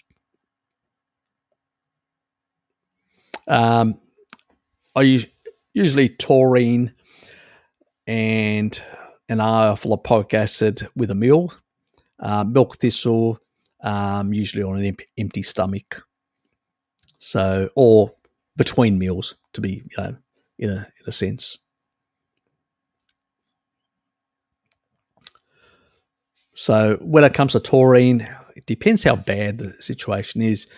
Anywhere from a couple of grams, like two. If you look, it also depends on the age. If you're very young, you probably only need up to 2 grams additional from what you synthesize in your body. If you're much older, you may need 3 or 4. So it depends on what your age is in that regard. If you're over 65 in particular, biosynthesis of taurine falls off the cliff at that point. So I usually, people have got really damaged livers over a very long time and a whole lot of problems, I usually get them up to 6 grams, but I'm very careful because it does lower blood pressure quite a bit. So you've got to be very careful with blood pressure meds, that you increase the dosage very slowly. And this is a sort of a thing that you can do for about a couple of months, like 6 months and all that, and then come back to about 3 grams. Also combine it with choline, or I wouldn't buy choline unless you basically have to. You can just basically, most people have no problems converting methionine to choline anyway. You can add a few eggs to that as well. So that's probably all you need. I wouldn't supplement unless you've got a genetic issue like me. So otherwise, no need. Alpha lipoic acid is a really master electron donor. So it's a real good way of actually fixing the liver very fast. And milk thistle, just a standard dose, which is usually what they recommend. It doesn't have to be a massive amount. It just helps with the FXR enzymatic pathway, and with some of the damaged effects in the liver. So it's sort of, it has a lot of associational stuff, but it's never been proven 100%. But it seems to basically improve some of the functionality, whether it's through a hormetic effect. None of us know exactly how it's doing it in that regard, especially through the FXR enzymatic pathway, which also has to do with the bile functioning and sort of synthesis part and all that. So it's important, it seems. So when people just doing the milk thistle, it seems to have an effect in improving that functioning, but it's not like a massive one. But in combination with taurine, alpha lipoic acid, and choline, if required, it seems to work better or will make things better. But that's all we've got as a way of improving liver function and basically gallbladder function. So it's these combinations, and it can vary between people as well. So there are variations.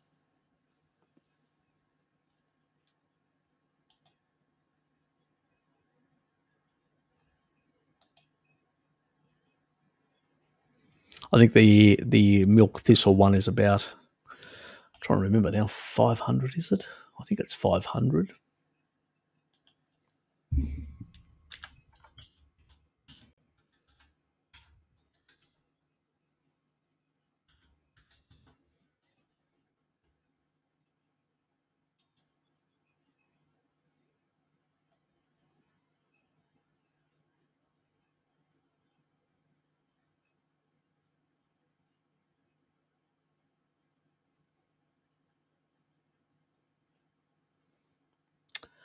I believe I did get it was 500 milligrams, but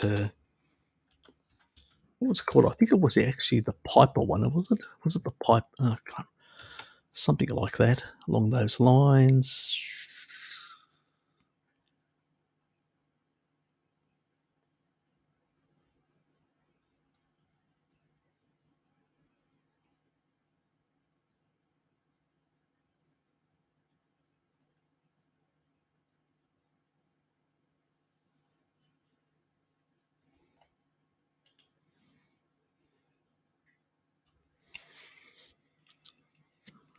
That's right.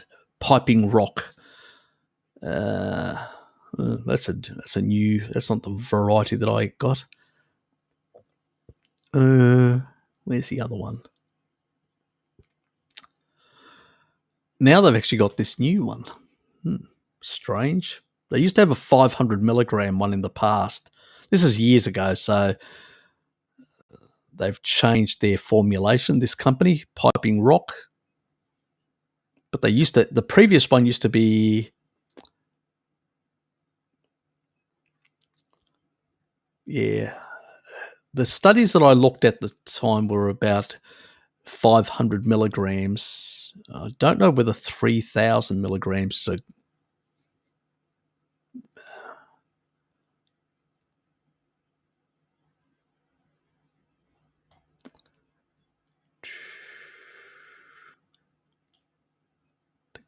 Let me just give me a sec. I'll just see whether they've got the old 500 as well.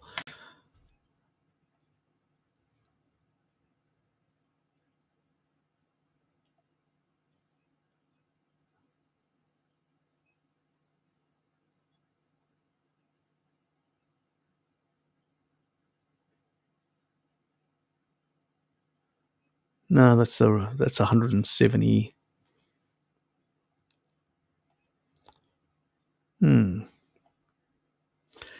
Yeah, it had a completely different. It didn't even have this yet. It was a green. It was a dark. It was a sort of a dark black type like that, and it had like a green the wrapping. But I can't. It's not coming up.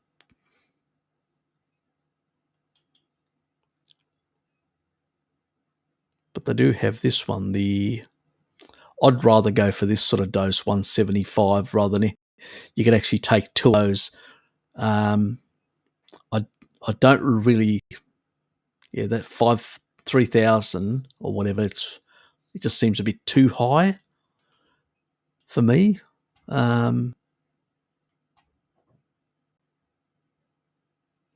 Yeah, so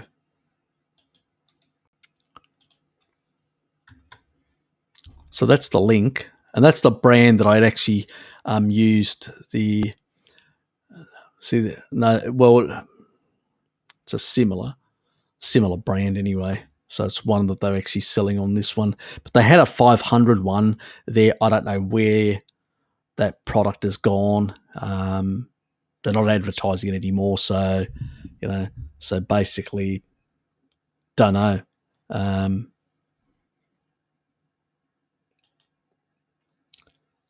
Good to have you here. I'm back, Lukey.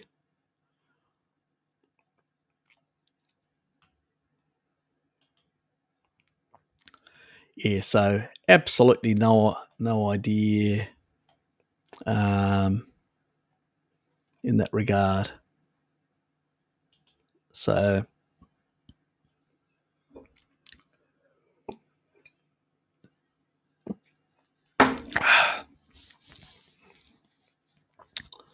probably I'm safe. I can have my kombucha any time in the evening, so it's irrelevant. Where was I now? I have to find the top spot.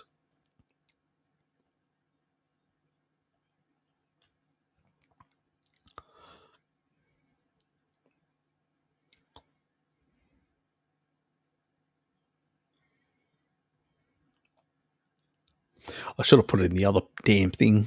I lost my spot. Good.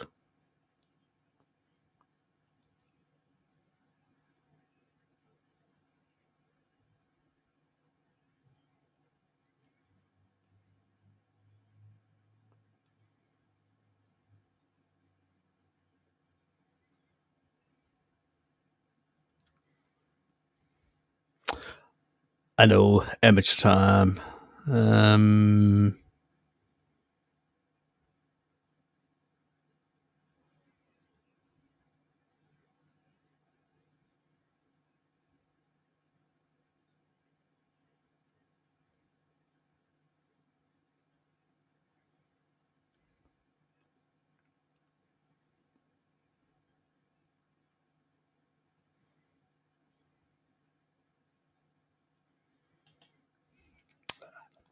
G'day, David.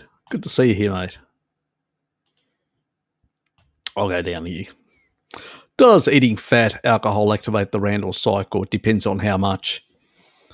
And some way fat and carb does. Yep. But it depends on how much. Alcohol less compared to carbs, but still can. The reason for it is because alcohol has to go through more enzymatic pathways. So an alcohol gets converted to fat. So it's very little of it gets converted to basically because it has to be detoxified. So very little gets converted to carbohydrate. It usually depends on what type of alcohol it is. If it's like pure alcohol, probably not. If it's basically like beer, stuff like that, that's got a carbohydrate component in it, likely. And it depends exactly whether it's excess energy. Now, if you're going out and partying, you're probably going to get into excess energy. So you probably are, but probably not to the same extent that carbohydrates would do it. And if you're out there dancing and all that, you're probably using that energy and all that. So it's borderline. It depends. It'll be probably low grade rather than high grade, but it may still take, a day or two to clear out. Where with carbs, it'll probably take up to 3 days unless you do a really severe fast, as I mentioned earlier. The other way also, keep in mind that it depletes B vitamins. So you do need to take B vitamins. So if you take B vitamins, like 2 B vitamins complexes right after you've actually had, let's say, quite a few drinks, then basically that will reduce the severity. If you have a bit of, you may actually, depending how drunk you are, you may not even have a hangover the next day, because it's usually dehydration and loss of not enough B vitamins, which basically means that it can't clear the stuff out of your system, and it remains in your system for too long, creating too much of these problems, toxicity and stuff like that. So usually B vitamins is the biohack. Now, if you have 2 B vitamins before you go out, you're actually, because you're actually being able to metabolize and deal with the excess and choline, if you throw in there, with the excess alcohol, what actually means is your alcohol stamina actually increases. Yeah, I know. I'm not encouraging people to basically take B vitamins to basically make it much harder to get drunk and drink more, because you're actually just damaging your liver more as a consequence. So, yeah. I don't know why I said that anyway, but yeah, it's things that I've done in the past.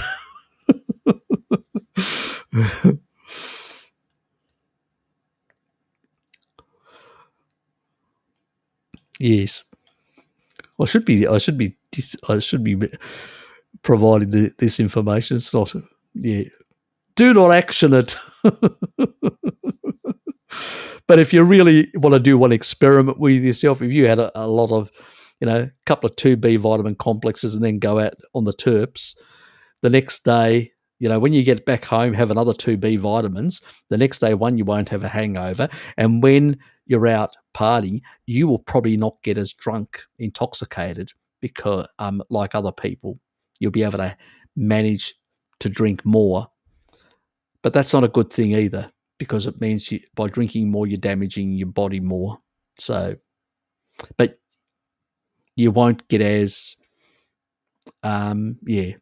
you'll slow. It'll take longer, because it's dehydration and the loss of B vitamins, the inability to clear out the alcohol to metabolize it, because you've burnt through a lot of B vitamins. Yes. I still shouldn't be telling you these things anyway, but use the knowledge carefully. It's not a license to basically go out and get yourself drunk continuously. You know, you're going to be doing a lot of damage to your body just because you don't get severely drunk or a severe hangover the next day. You will pay for it in the long run by damaging your liver and your body far more than others. So, yes, not a good thing. Occasional, yeah, but yes, not a good thing. Location 515. I've found it's better to go to the pub on an empty stomach than with a plate full of meat. Depends. Different people. I mean, the thing there is that usually if you're on a species appropriate diet, animal foods tend to be very high in B vitamins and also very high in fat-soluble vitamins. So if you go in a fasted sort of state in regards, you're still, remember, you usually have in your system for up to 3 days a lot of the B vitamins. Some are stored in your liver, like folate and B12. Pantothenic acid is also stored. It doesn't store massively, but still has a capacity to store. And I've done a video with Bart K, the guy that was on here earlier, that I've pinned his video for tomorrow. So you know, when it comes to basically, it does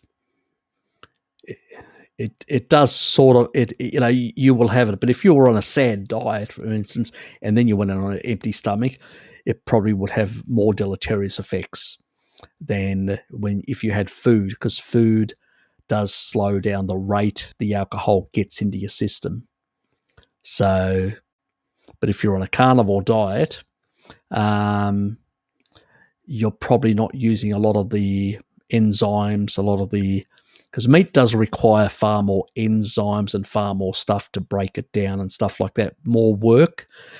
And if you're doing a lot of that work, you've probably got less work to be able to deal with the alcohol. So, and it depends on the pathways as well.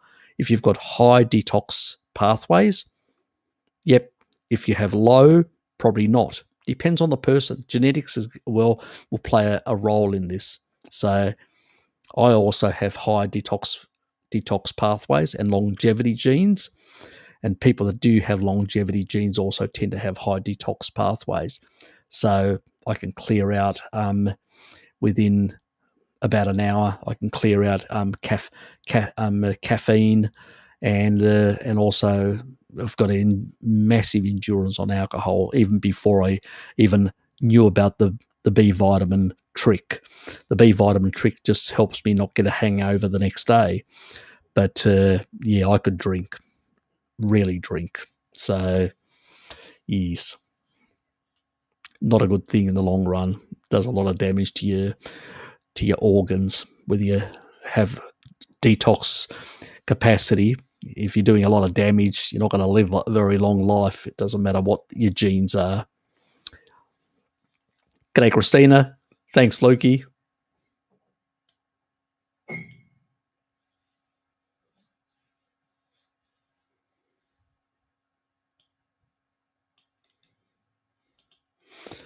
And can I just check you've received my email recently about taurine, sugar, glycine? Just wanted to thank you. I'd love to join podcast at some point. Yeah, if you've dropped me have you dropped me a line? I haven't looked at a lot of my emails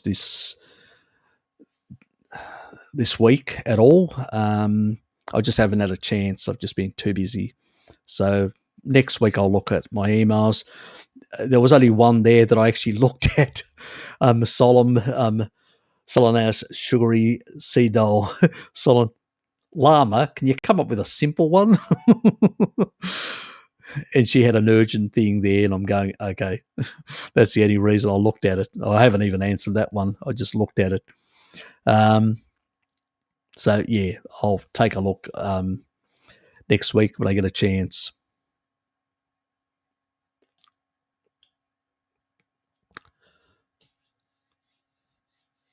Liver loves alcohol.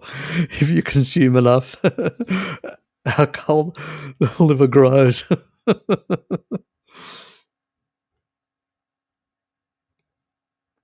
You're so carb-centric.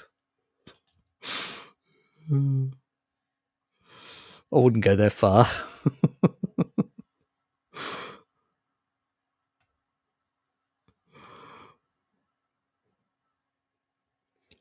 Trouble. Do not encourage him.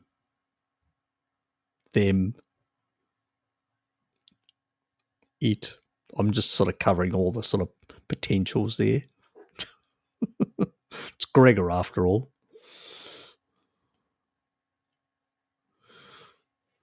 He wants to listen to some vegan music. Nutritional facts. It's like the other mob. They got a massage parlour thing, according to Bart.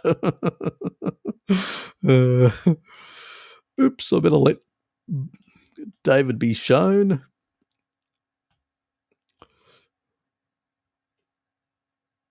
Right now, 1 a.m, bedtime. See you all tomorrow. See you, Bart. I'll leave that thing pinned up there so if people can actually get the link. I'll see if I can actually put it at the end of this video, or they'll allow me to, where you're allowed to sort of redirect. I don't know whether it's going to work. I'll give it a try. No promises.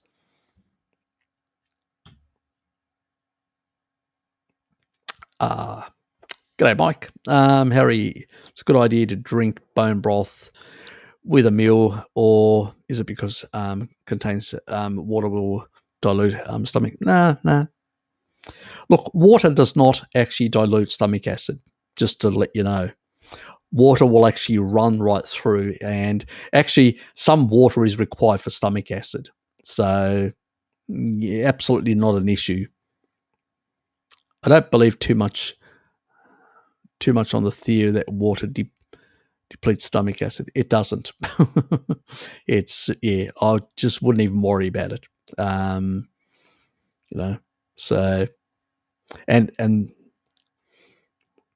yeah, just absolutely wouldn't worry about it.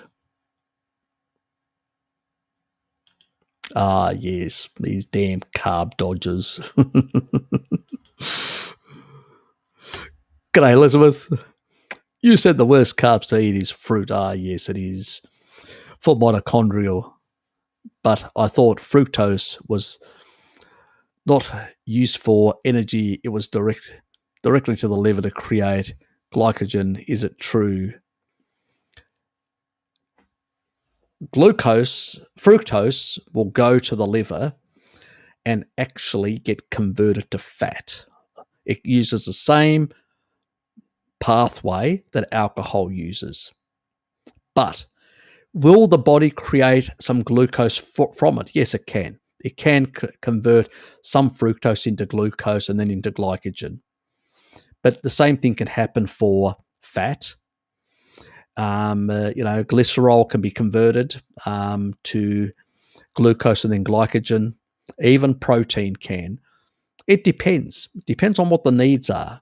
Even glucose, some glucose can be converted to fructose if the body, very little, if any, is required, but it can as well. And if you've got excess, like you're engaging the Randle cycle and you've got excess, glucose and fat in the system at the same time, well, the body will convert all that to fat, but it actually converts it to, it'll actually generate something like 30% rather than 3%. Fructose will go right up to 30% and turn all that into fat. So, and if it's not used, it'll get stored. So it depends. The body's, we have to move away from this sort of reductionist way and understand that the body is like a Swiss Army knife. Depending on, it doesn't have enough glucose, it'll produce some. Doesn't have enough fructose, even though it requires absolutely bare, for most general biological processes, none is required. There is a small amount for glycosylation, but you don't need to eat fructose. You can actually get it. You don't even have to eat glucose. You can basically just convert from glycerol. So, it's a non-issue, the requirements or anything like that. But the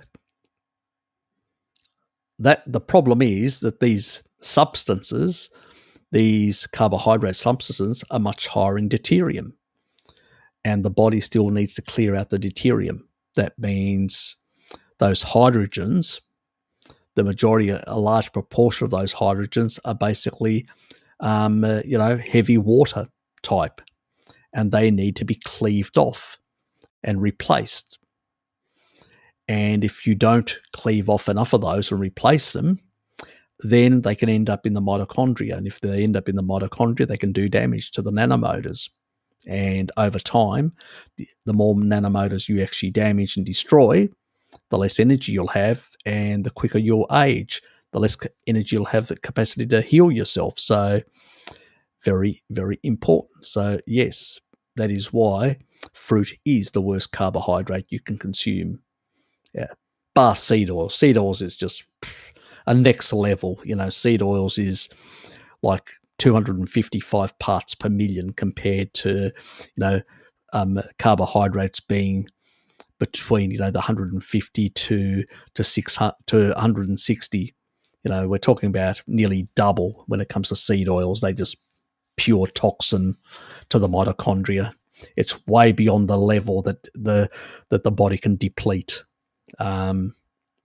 Obviously, you can tolerate more in summer, Elizabeth, because you can actually, deplete 19 parts per million per hour in the sun. But at the end of the day, if you consume far too many carbohydrates, even in a tropical environment, you'll still get some mitochondrial damage. So, not a good thing. There are plenty of Southeast Asia, which is tropical, there are plenty of diabetics there.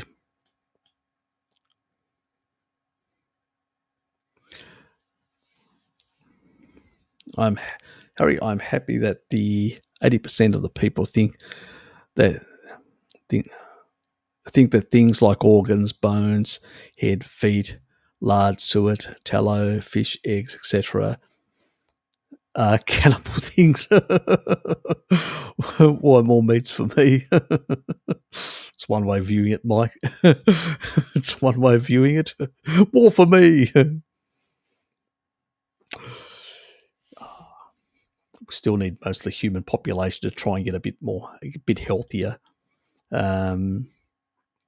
Otherwise, yes, things are not going to be very good for the rest of us.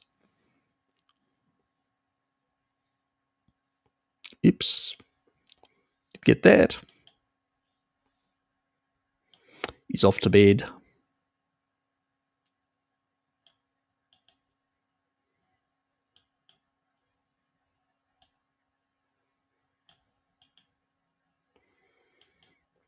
Just cycle through these for a sec. Always a pleasure, Christina, to have you here. Yes, no live stream tomorrow. So, got things to do. I saw Milton Mills' illogical demonstration that we are herbivores, but Bart doesn't seem convinced.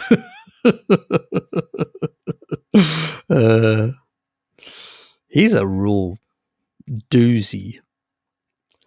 I thought Gregor had issues, and some of the other vegan doctors were really off the show. Well, some still are, but yeah, Milton is next level. Very much next level. I mean, when it comes to herbivorous animals basically have multi-chamber stomachs. We don't. You know, not even chimps are herbivorous. Not even the apes. Not even, the gorillas are herbivorous. You know, they are. These are multi-chamber stomachs. They got four, or they got, where humans have got a single chamber, stomach,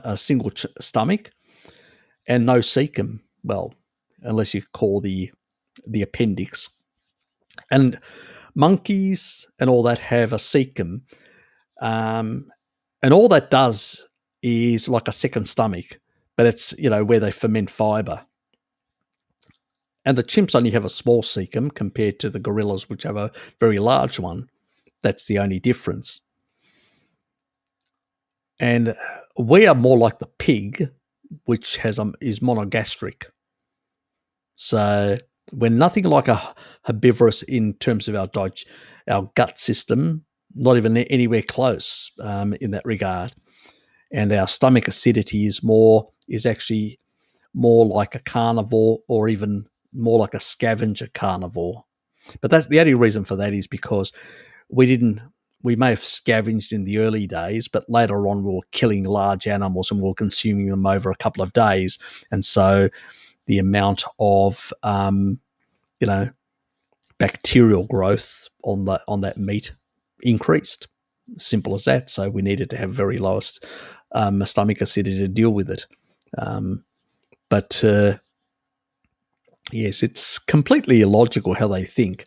I mean, if they were saying an omnivore, or they were saying, because the chimps are omnivores, they've got a cecum, but they eat up to a ton in the wild, up to a ton of meat every year.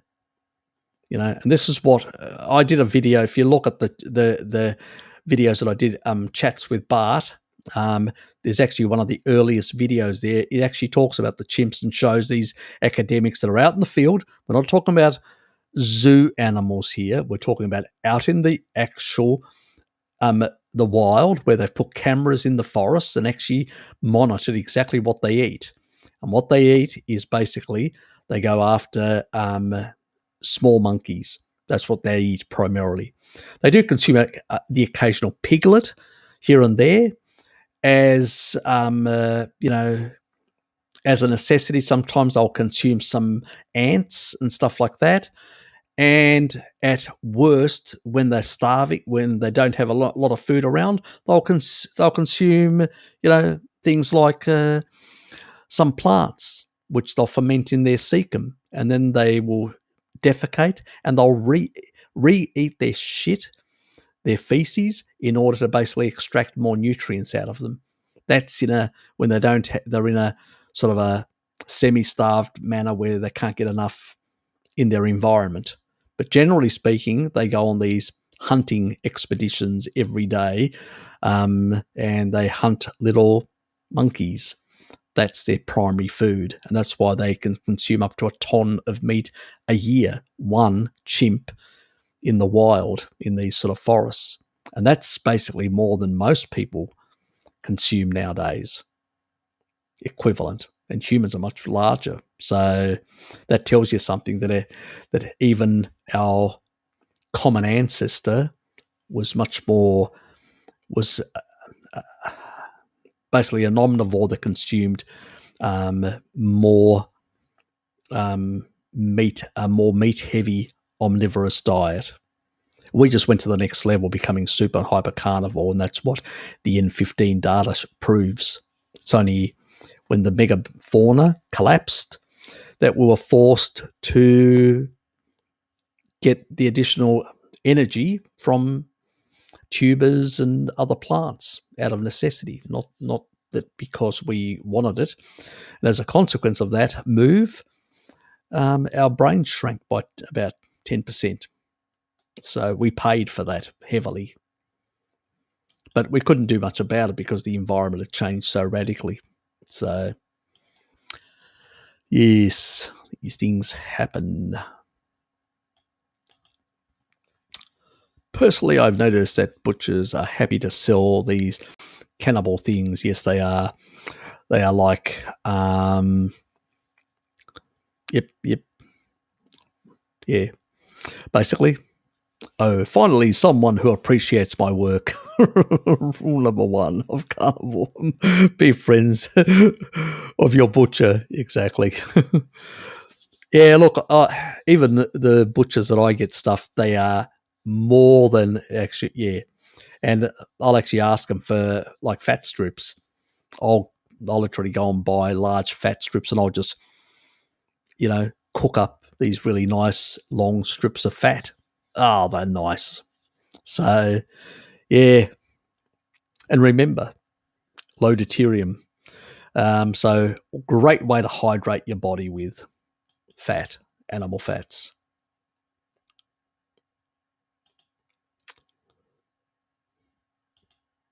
And obviously, bacon is actually the lowest in deuterium. So, it is absolutely great for your mitochondria.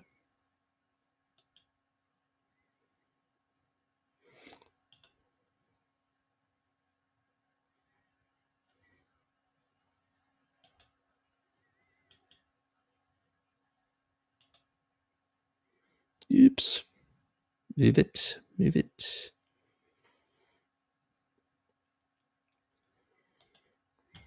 It got stuck.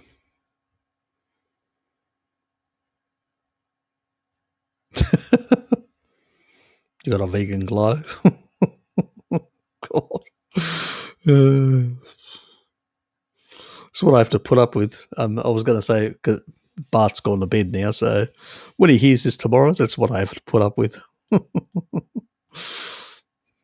These people that have got a special glow.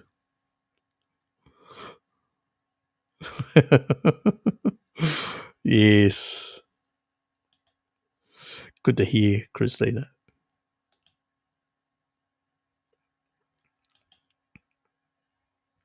Tell you one thing, I never, for me, because I was brought up, I went hunting as a youngster, and also I slaughtered my first animal. I think I was about 8 or 7 years of age. So, for me, cutting up animals and all that, it's never been an issue. So, and even now, whenever we get together, like if we have a large, like a whole animal on a spit, and I usually get the delegated to cutting up the meat because I know how to. So, in that regard, have no issues with that at all. I know some people have, but I just can't understand them. Simple as that. Maybe because of the way I was brought up. I have to thank Dad for that.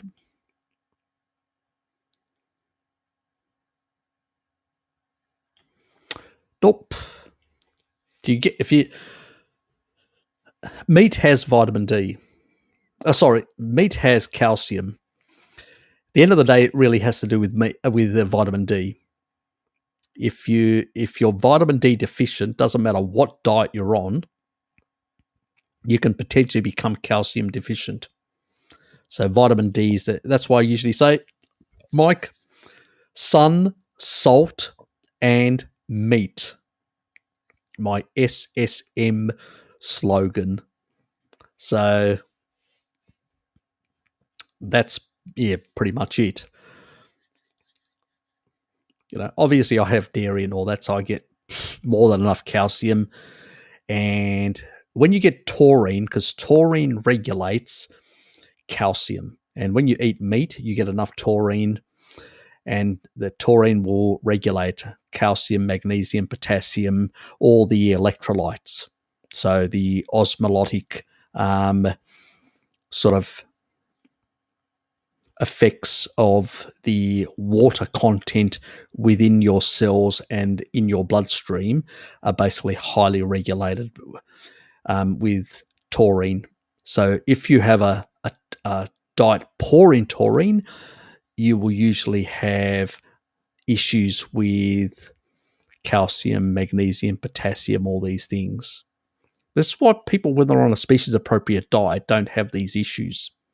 It's just us modern people that have really deranged our systems in a number of different ways. I mean, I don't do electrolytes. And when I stopped doing electrolytes, I stopped getting cramps and all these other issues because I was deranging my homeostasis. Now I just leave taurine and meat products to basically, and salt to basically, because I've got lower insulin. So basically the salt, extra salt is not an issue either, because you're not getting salt and water retention because your insulin is low. It's only when your insulin is high that you actually end up with water and salt retention.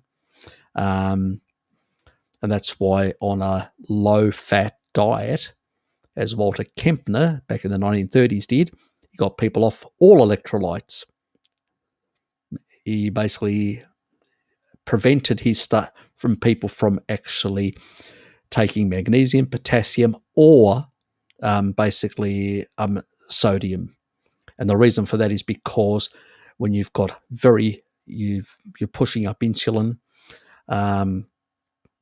with high carbohydrates, what happens is you've got a lot of retention. So at that point, he wanted to basically keep those electrolytes, because your kidneys actually end up reabsorbing magnesium, potassium, all these sort of things, and keeping them, and you could get too high levels, which is a problem and dangerous. But it works for a specific type of kidney disease that he actually developed this protocol for. So I did the video. It's actually in my playlist of the one on PIM, Chats with PIM. So you can go and check it. It's not on my channel, even, it was done on, it was a special one that I did for PIM at the time. So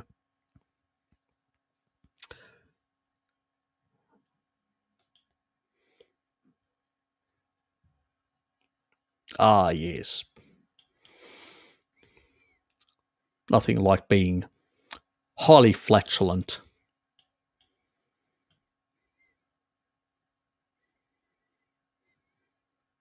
It's way to get those vegan vibrations.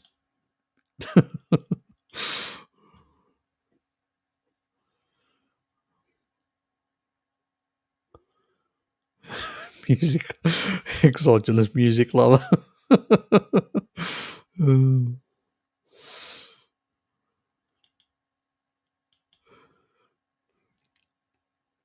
don't know why you guys turn up. You turn up for the comedy. It's quite obvious. Not for the information, just for the comedy. Have you had your vitamin D levels tested? No. What is the optimal level? I would say, like, people would say between 40 to 60 nanograms. I would say probably above 60 to 80. But that would be, especially if you're trying to deal with a number of health issues, that would be very, really important. Above 40 is fine for most people if they're getting enough exposure to the sun or supplementing. But obviously you should check out. But at the same thing, there's a lot of nonsense out there, in terms of vitamin D and stuff like that. If you're not getting enough retinol, which is what most people, when they supplement, this is why they have the supplementation levels much lower. Vitamin D is used as a key cofactor in a lot of enzymatic processes. So when you have quite a lot of vitamin D, what happens is, in a lot of these receptors, the vitamin D will go in there. But what it will do is then deplete over time retinol.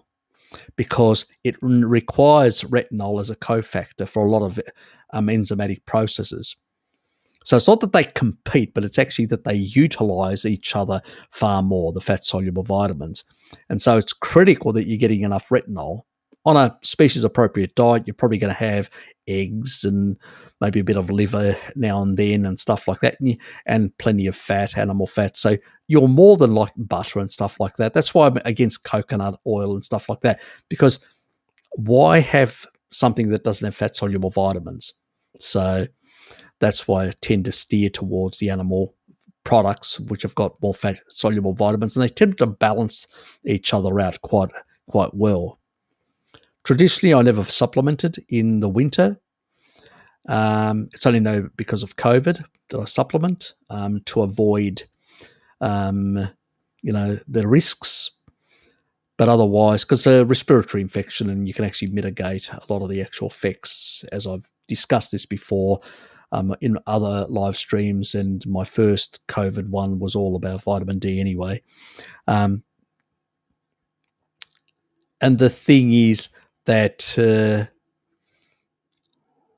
that basically I used to go to the tropics once or twice in the winter, which meant that I used to get my vitamin D levels back up to optimal levels. And in summer, I'm always out sitting out in the sun for many hours. So I don't have a deficiency issue the last time I checked, but it's only in the sort of winter period now that I'm not going, and that I basically supplement for a couple of months.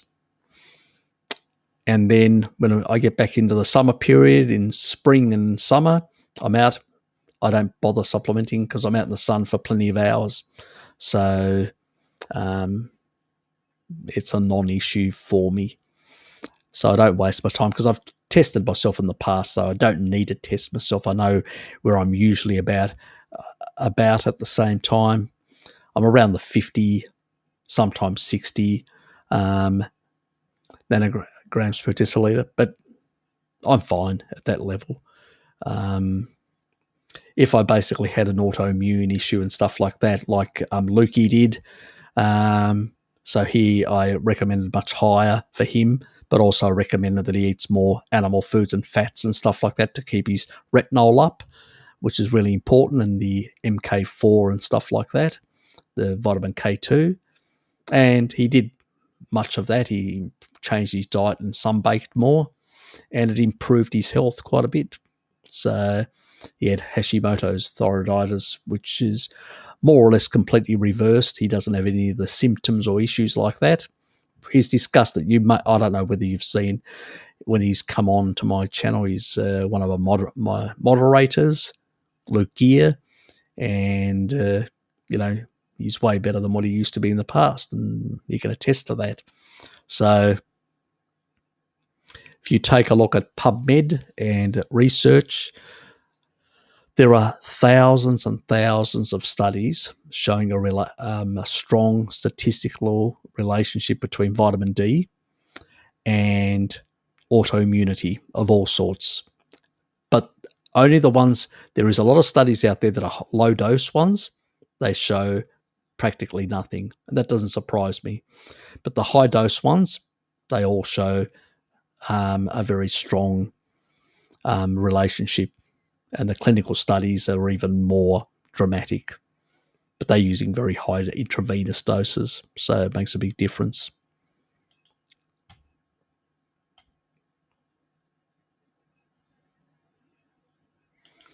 Yeah, you're bloody mushrooming like mad all over the place. The treadmill technician here as well.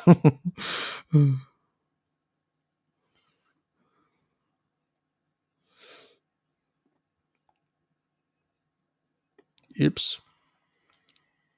That was smart. I clicked. I have to remember to stop doing that.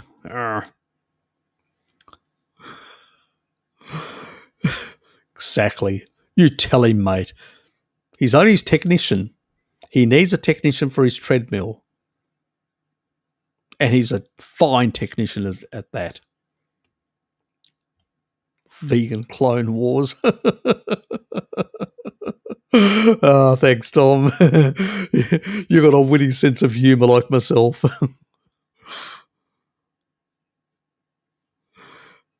Apparently not. Apparently not.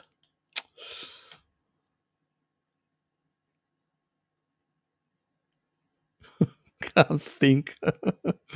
Uh, well, he's here to serve. He's here to serve.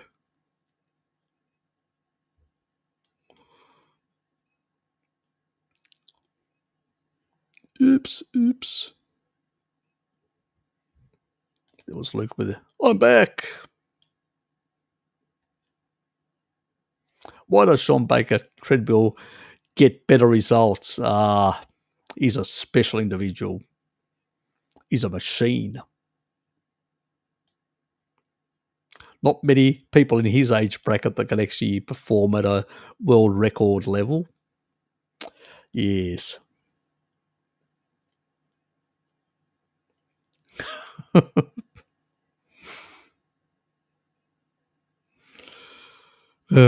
God.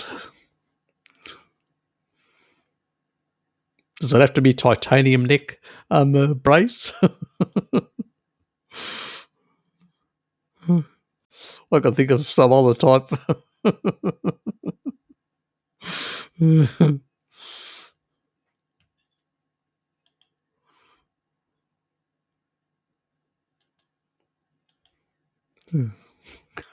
Titanium leaches into my brain. Size matters. Oh, God, you guys. You're having too much fun.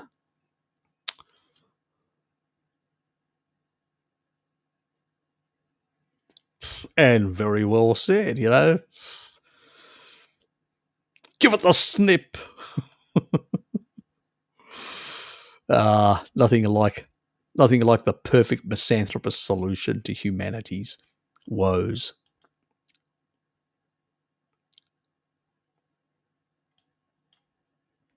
Ips. Ips.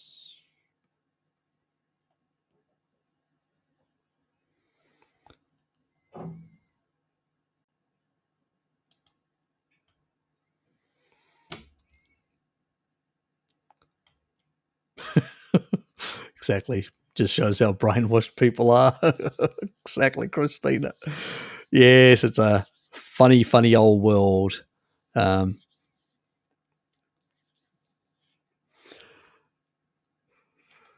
So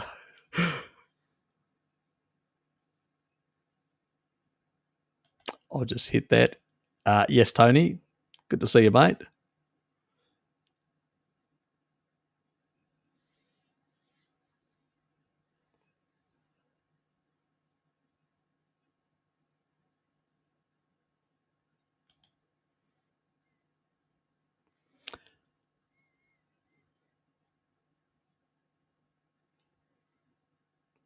Yes, nothing like the Ray Peters and the vegans of the world. Eating things other than mostly meat has been such a novelty in our history as species that it surprises me that vegans and Ray Peters justify their nonsense. Oh, well, you know, people brainwashed to believe in the last couple of decades, even though we've been becoming sicker, the less animal foods that we have in our diet. You know, the brainwashing is strong.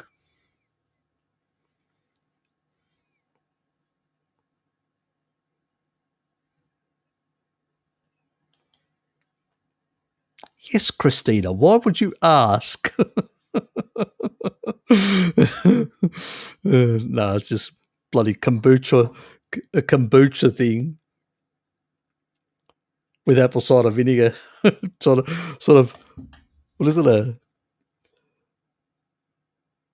It's sparkling with live sparkling probiotics. Just another strain of. I do vary the brands that I use because they have different probiotics. So I don't like to continually have one type.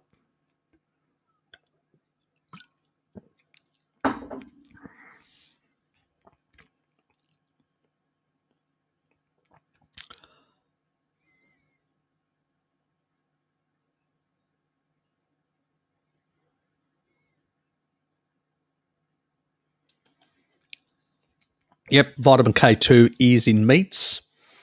Organ meats have more. Eggs also are high, and dairy products in particular very high. And if you want to get the animal form, because all menaquinones get converted to MK4, menaquinone 4, which is the animal form of K2. Even the K1 will be converted by your liver to MK4, menaquinone 4, which is the animal form. In a third of the population, you won't even get a conversion of MK7. Can't be converted. Asians, better, because they've had foods with menaquinone 7 in their diets for many thousands of years. So they've got an adaptation, much better adaptation, where most Northern Europeans in particular have much lower conversions, or, so it varies between the populations around the world. So the best supplementations are MK4 because they are exactly the same ones that the human body uses. The other thing is only the MK4 variety can actually interact and affect through transcription directly certain types of proteins that are produced, and can directly interact with the DNA of humans and other animals as well, not only humans, but other animals.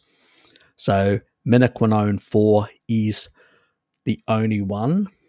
And if you actually put even large quantities of menaquinone 4 into the body sucks it up very quickly. It doesn't stay resident very long in the bloodstream. And most things shouldn't stay. Things should either be used or stored. MK7 can't be stored, and can't be used very well. And some people can convert it much easier. Others, it sort of ends up degrading, and the body has to clear it out. It has to detoxify it if it can't convert it. So I don't think I'm not going to criticize these, but I would say if a third of the population in the world can't convert it, and it stays in the system for too long, nothing should stay in the system too long, whether it's a mineral, a vitamin, or whatever. It's either should be used or stored.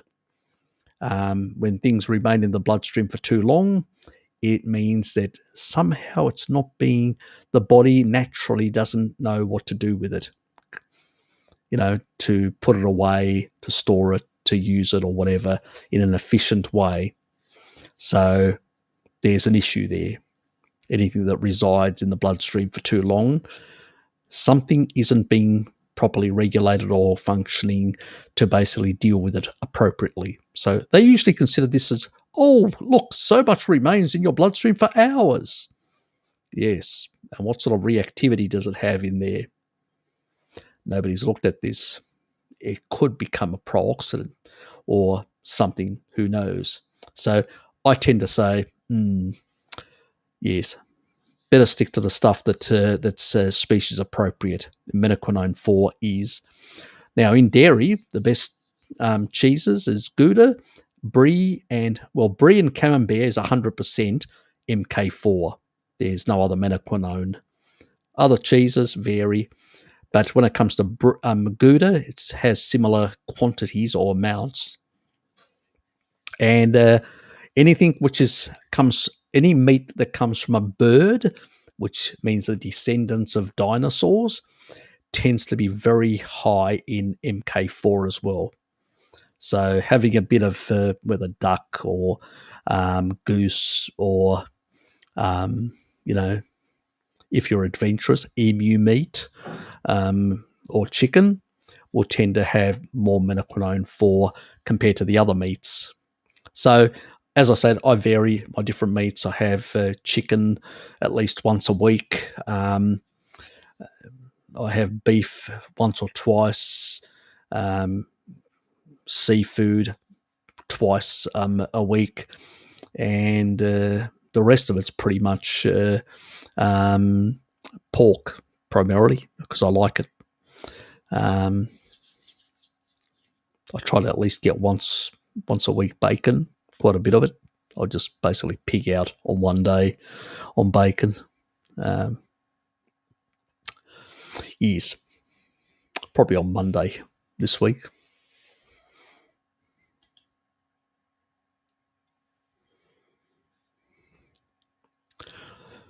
Someone warning me about feeding my cat with a species-appropriate diet having too much cholesterol. Yeah, I know. How crazy is that? You know, hasn't anybody, have everybody forgotten Pottinger's cats? The ones that ate raw meat were the ones that actually lived the better and longest and had no after multiple generations, 5 generations, were still perfectly healthy. All the other animals that basically either had cooked with some carbohydrates or whatever, over 5 generations, they couldn't even breed anymore. Yes, they couldn't breed anymore. And had a whole lot of health problems and whatever. It's another reason we eating a species inappropriate diet nowadays, we've seen the explosion of all these rare and strange diseases that never existed before. That's telling us we're not eating what we should be eating. For those things, yes, they're absolutely brainwashed as. Very much so. Yeah, if you want to kill them, put them into put the cows into the cats in an early grave. Yeah.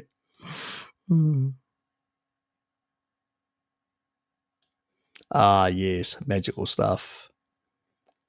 Dry kibble for the felines. Yeah, exactly. Absolutely crap.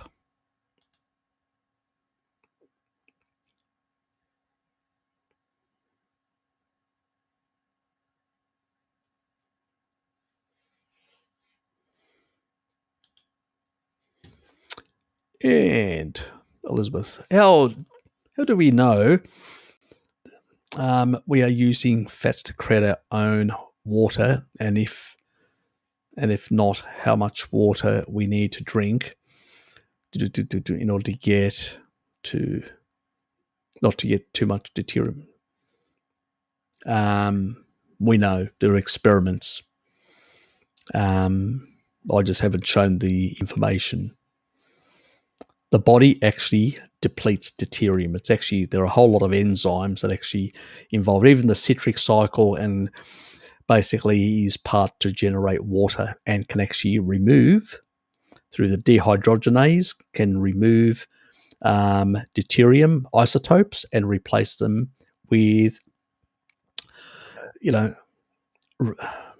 with normal hydrogen isotopes, which then can be cleaved off to basically create metabolic water with oxygen, obviously H2O, and then oxidize the carbon backbone and produce carbon dioxide and get rid of it by breathing it out.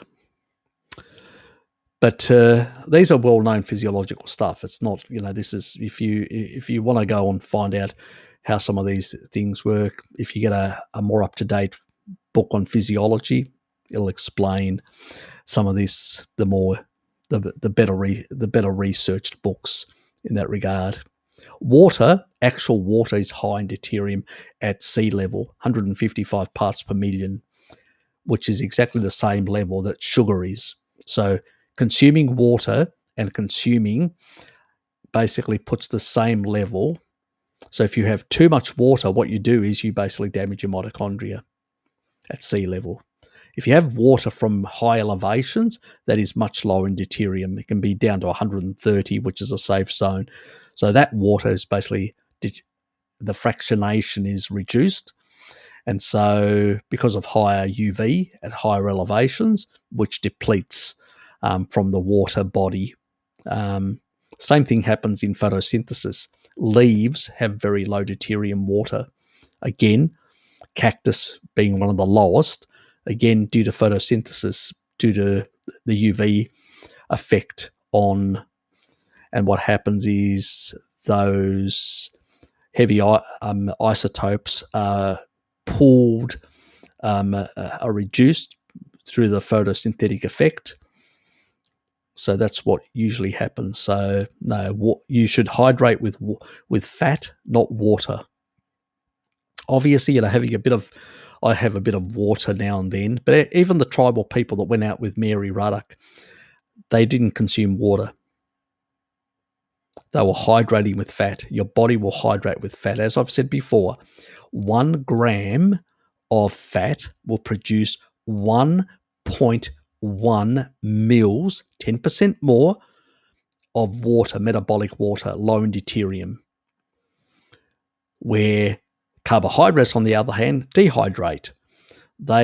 When you actually, off the backbone, you got the carbon backbone, and you got all these, if you look at any type, whether it's a fatty acid or whatever, carbohydrate, it's got basically, you've got carbons and then you've got a whole lot of hydrogen.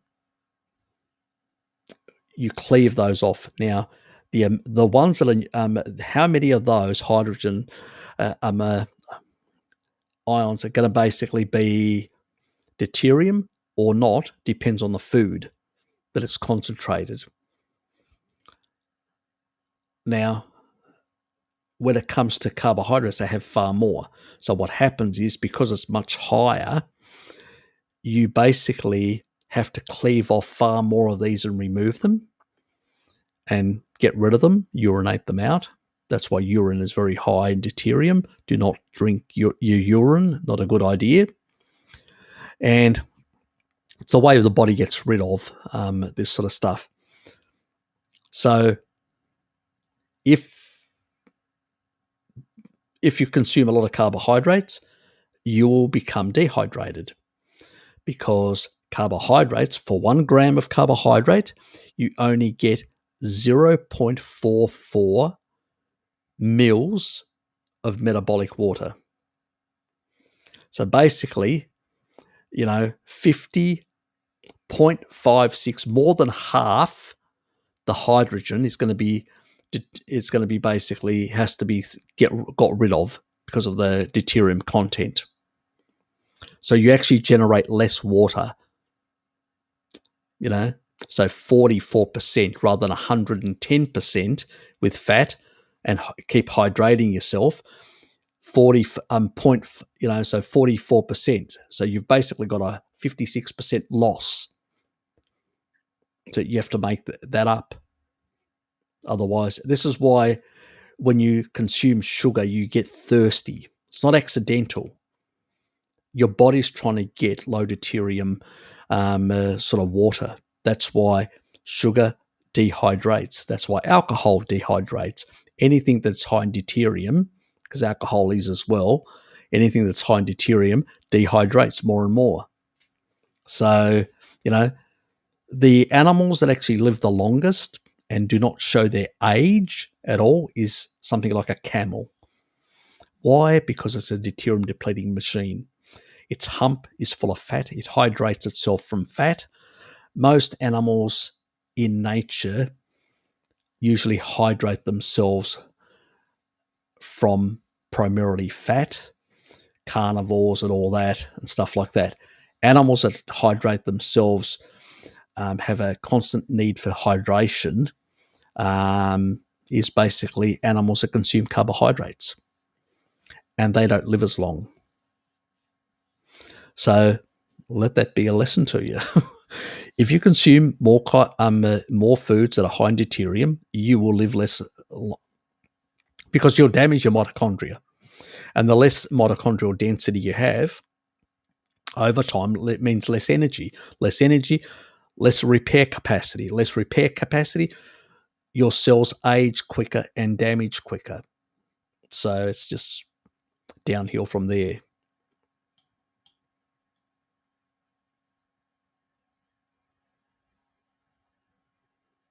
Yeah. Look, all this sort of stuff. Because people are just not eating the species appropriate foods. That's why it's an epidemic in, vitamin K2, iron deficiencies, and all sorts of other deficiencies. Fat soluble vitamins, many of the B vitamins, plus they're consuming a lot of crap, So, yeah, Harry, my gut contains Bifidobacterium longum. Depends on which strain it is. I don't know which strain. Bifidobacterium, whether it's, it's a bit like, your Lactobacillus, reuteri, rhamnosus, acidophilus, and all these. Those are families. Within those families, there are strains. Some can be beneficial, pathogenic, or neutral, and have different effects as well. And some we don't really know yet. We know that basically one thing, bifidobacteria, and basically when you have more bifidobacteria and more lactobacillus and stuff like that, your gut microbiome tends to be healthier. But, tell me which strain it is, because I need to know the exact strain of longum. So that plays a role in that regard.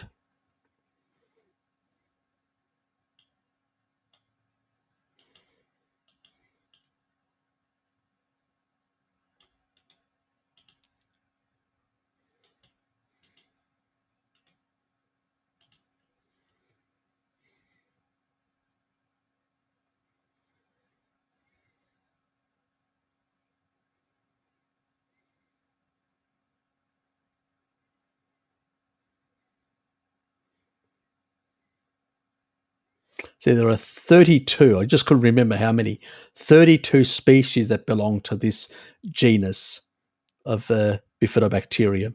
So this Bifidobacterium longum, there are 32 species. You've probably got a number of these, I tend to basically, when I look at these, I tend to basically say, well, which exact strains are in there?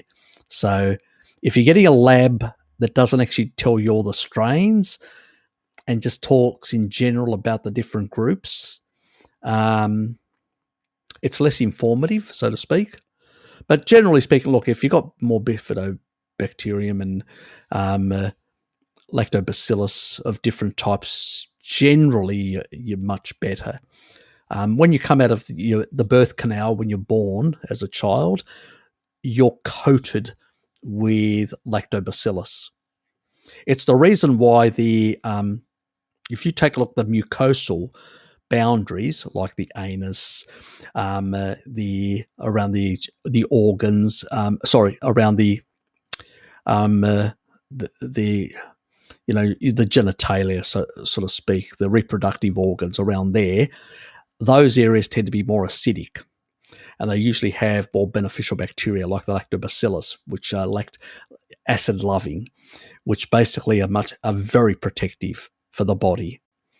So that's the sort of thing. So the last thing you want to do is, I know people, destroying their gut microbiome with and supporting with alkaline waters, very damaging to the beneficial bacteria, especially the lactobacillus. They give the pathogenics. See, even Candida prefers basically a more alkaline environment. So, you don't want Candida to be out of control. You don't want some of the, that's what I mean. We've got everything back to front. Everything's back to front, most of these areas to be protective, to not get thrush. Why do women get thrush? Well, it's because they're consuming things that are putting into those areas far too much alkalinity. The body, if it's given species appropriate foods, it will regulate. The blood gets regulated because you'll die immediately if it's not regulated. But all the other areas, especially the gut, see, the gut is external to the body if you think about it. It's like you've turned your skin inside out, because from the mouth to the anus, it's basically the external area. It's a barrier that it takes in nutrients from the outside. That is still part of the outside. Your gut, your mouth, your anus, all that are part of the outside. They're not the inside, where your organs are and where your blood supply is and everything comes in through there. So it's really important that we basically support the right species, and that is basically by having a much more acidic stomach, a much more acidic sort of digestive system, because that's actually promotes the more beneficial type of bacteria that provide a better gut microbiome. So yes, good to hear. I thought I might add a bit extra spice on that.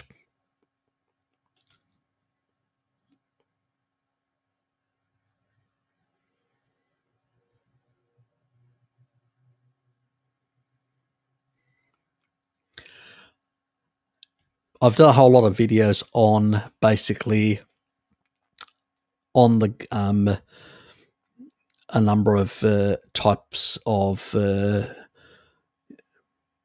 different types of probiotics and stuff like that that can help to improve the gut microbiome. The Dietary ones and Metaflora and stuff like that, which are really good to eliminate a lot of the pathogenics or keep them under control. The other important thing is you got to keep away from the plants, because the plants have got glyphosate and they act. Monsanto's basically has a patent, an antibiotic patent. So they have antibiotic effects, and this is where the damaging effect comes from glyphosate primarily. Some of the other stuff out there, it's a questionable science.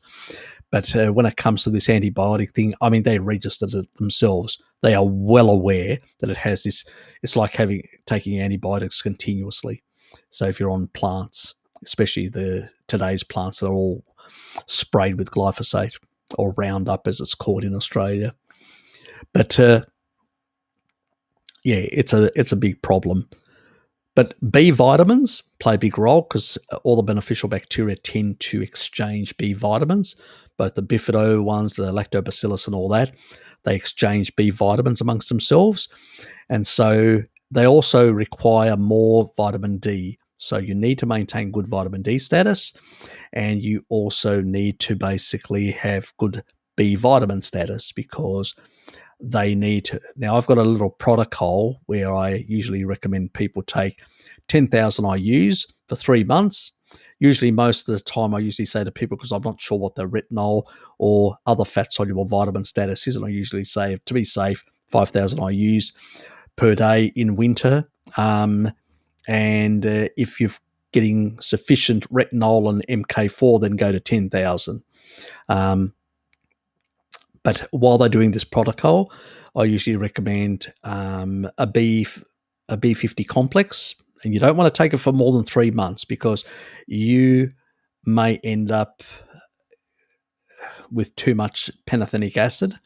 So if you do find a supplement, try and find a supplement that's got less than 50 milligrams of pantothenic acid, which is B5, because it does store, and I don't want too much in the system, because it can affect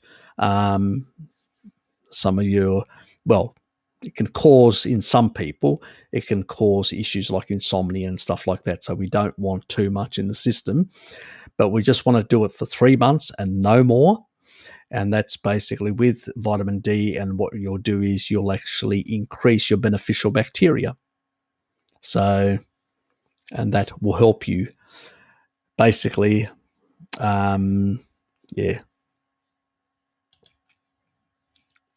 basically, I don't believe any more to the fiber and microbiome trend. That's just garbage, absolute garbage. It's like, you will actually produce more short-chain fatty acid from the proteins and fats in the system than, and it's actually been shown. There's a study that actually Paul Mason actually shown, where the amount of isobutyrate is much higher than butyrate. And let's not forget, all these have to be converted to basically beta-hydroxybutyrate. So they actually get converted all to beta-hydroxybutyrate in order to basically be used. So it's ketone bodies, basically, which is what the gut uses. So, if you're having dairy, you're getting short-chain and medium-chain triglycerides. you're getting all that stuff. That's another thing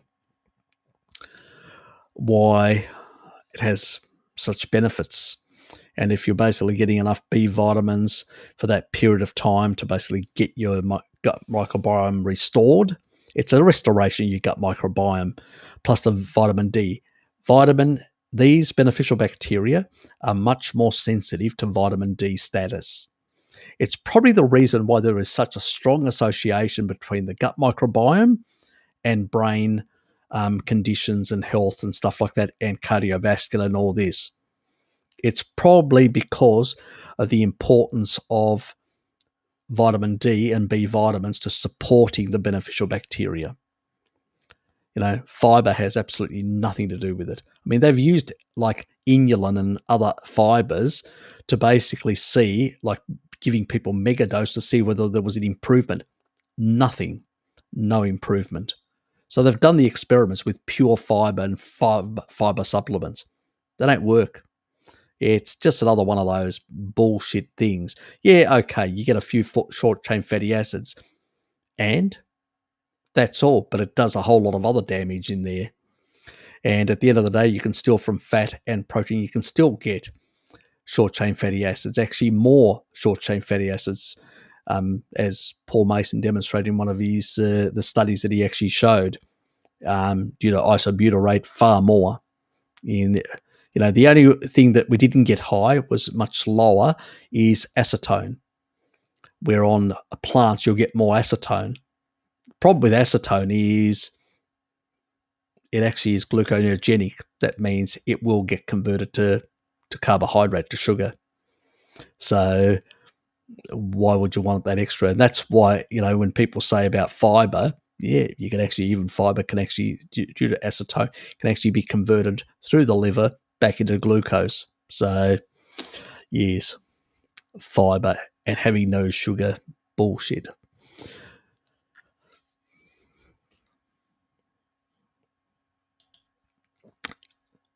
Yes, there's far too much garbage out there, unfortunately.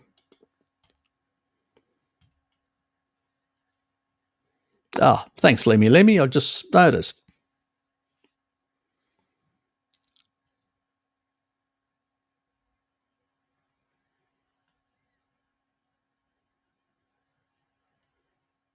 Oops.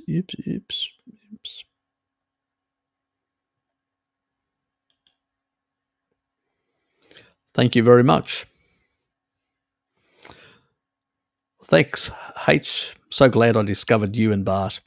You're welcome. Yeah, Bart's pretty good, and he's got a wealth of knowledge. And unfortunately, YouTube has basically sabotaged his growth, which is unfortunate because his main focus is social media, trying to inform people and trying to explain to people, all the bullshit because he's also a statistician. So he really understands how these people manipulate deliberately statistics and trick people and, really do garbage research. So I've learned a lot about, statistics and how statistics can be used in research to truly manipulate and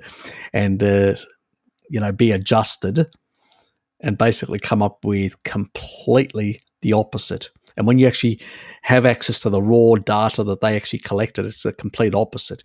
It's just fabrication at that stage, and it's unfortunate that's what's happening in academia, because you want to make, as Bart says, that's why I got out of that rat race, because he was a researcher himself. He's published a lot of studies. He said the problem is, if you want to get to the high end, you've got to magnify the effect in order to make it controversial. There's something that we found here, but we need more research. That's maybe. And we need more research. Is like saying, they're not saying like 100%, I put my hand on my heart and I'm definitely sure about this. No, because they know then they'll be ridiculed, because But by using the words maybe and this and all that, it's bullshit, a way of deceiving people and basically being able to say the complete opposite from what their data shows. And it's, it harms people because these people are more concerned about their tenure, their academic tenure, by publishing a lot of shit crap rather than interested in actually doing pure science like people in the past. Most people in the past never did. If you look at researchers in the past, they may have published in their whole career, maybe 3 studies, maybe 4 at most. Even Einstein was only a couple. Why? Because these people were basically interested in working in the lab, doing the research, discovering things. And once they had something to say to people, they came out and told them that this is how this works, this is how that works, or that is what we discovered about this. But these guys are just making just garbage. They get people that are sick to fill out questionnaires and then they just publish it and adjust everything and all that and try to magnify certain effects or whatever to make. But that's not the truth. When you adjust raw data, you're actually manipulating data. You're actually changing something that's been observed in reality and then saying, I didn't see that, but I think that, if we add all these other factors, it's more likely that this is what's happening. Well, that's your opinion, mate.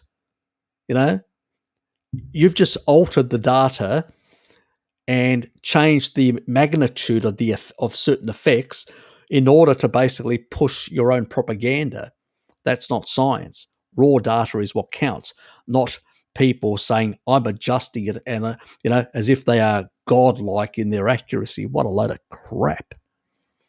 Yeah, it's unfortunate, but yes, you're welcome, and I'm glad you're getting some value out of me and Bart in terms of information.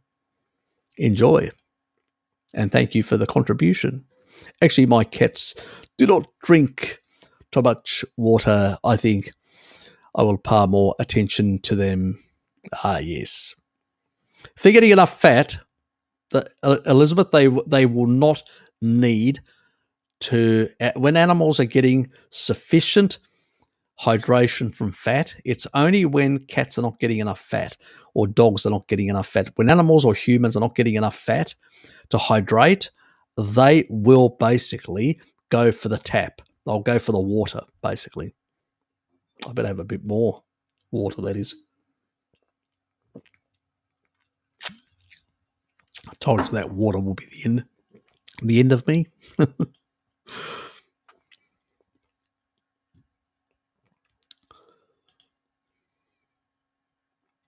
Hi H. What do you suggest as an Orthodox Christian, keeping the vegan fast every Wednesday and Friday, plus 49 day Lent, 14 days for the Theotokos? I just said it in Greek. Theotokos. In Greek it's Theotokos, from the word theos.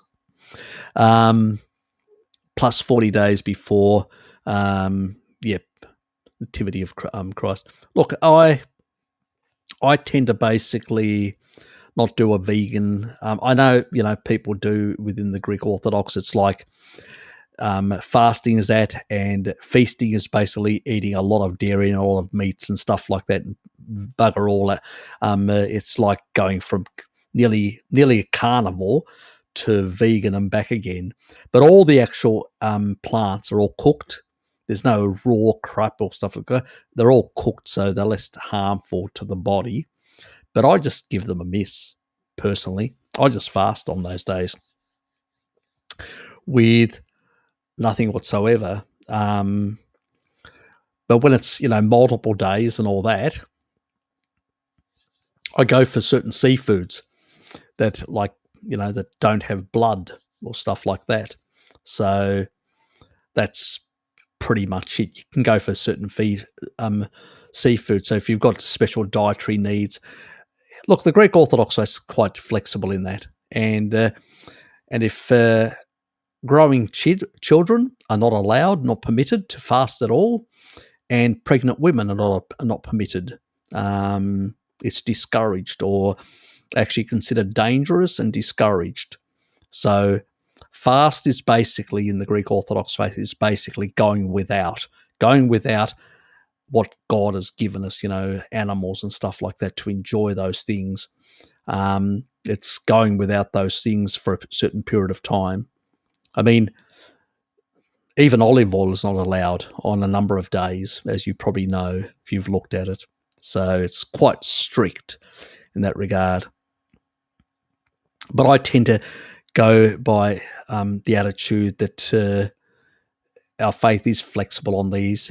It's sort of it's not, I mean, we don't get too wound up. At the end of the day, it's actually moving towards the light and away from darkness, which is much more important than basically, being like ideological about this. We're not absolutist or anything like that. We don't take things literally and all that. At the end of the day, these are things where to test one's resolve, one's strength, to go to abstain and sort of spiritually connect with God more. That's more the purpose of it. It's not it isn't the fast, it's the purpose behind the fast, which is more important. So don't get too wound up about the fast in that regard. So yeah, that's my sort of take anyway.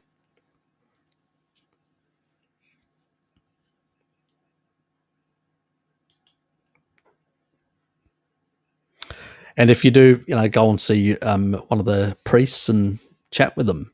They always have. I mean, even the monks, they will basically sometimes, because they're old, and they'll basically have some meat and stuff like that, fish in particular and stuff like that, even on a fasted day. So they'll just have less. So it's not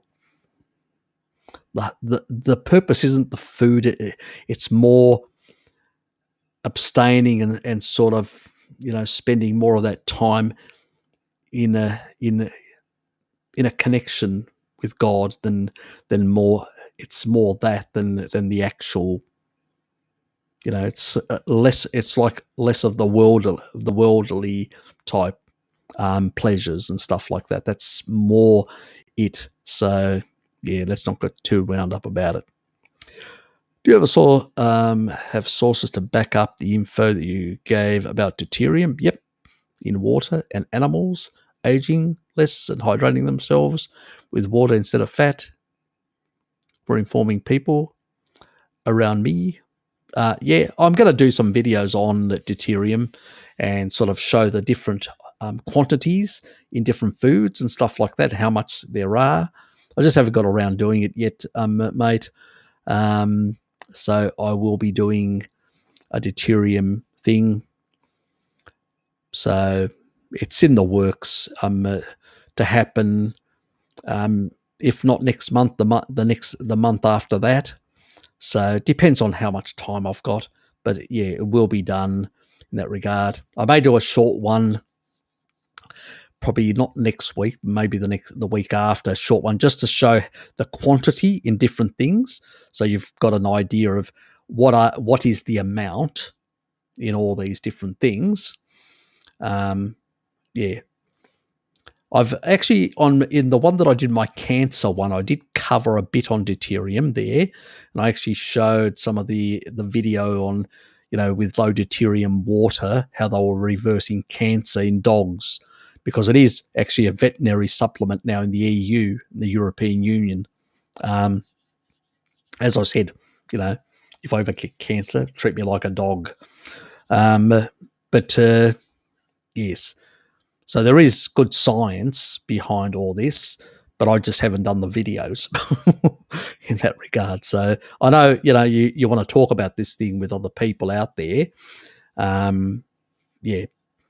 And I probably should pull my finger out and actually start making some of these videos themselves. Yep. You're welcome. I just noticed your comment.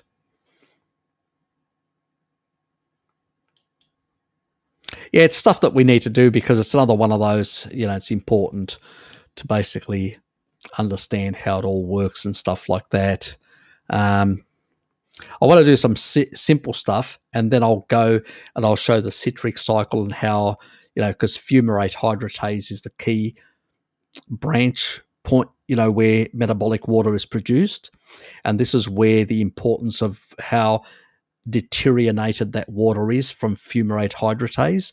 Like fumarate hydratase is a key part of the citric cycle that really determines whether the water has a different type of composition, and that water then, whether it's damaging or not damaging the mitochondria. And that's why there is a strong relationship between deterioration and metabolic water and fumarate. If you look at research when it comes to cancer, fumarate hydratase is a very important part of the citric cycle, and a strong relationship between cancer and that enzymatic part of the citric cycle.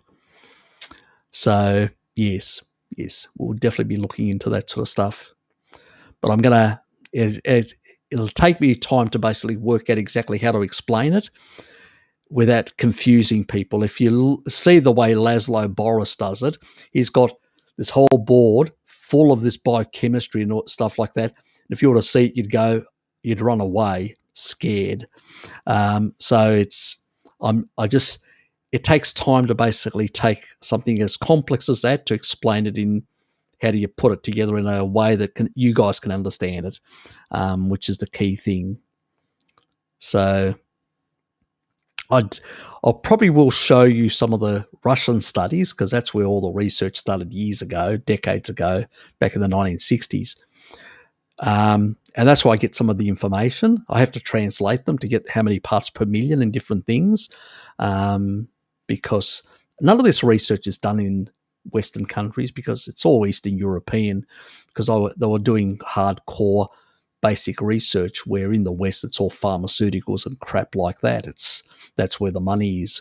So where they were just trying to work out how the body works. So that's why it's only very recent for countries outside the Eastern Bloc.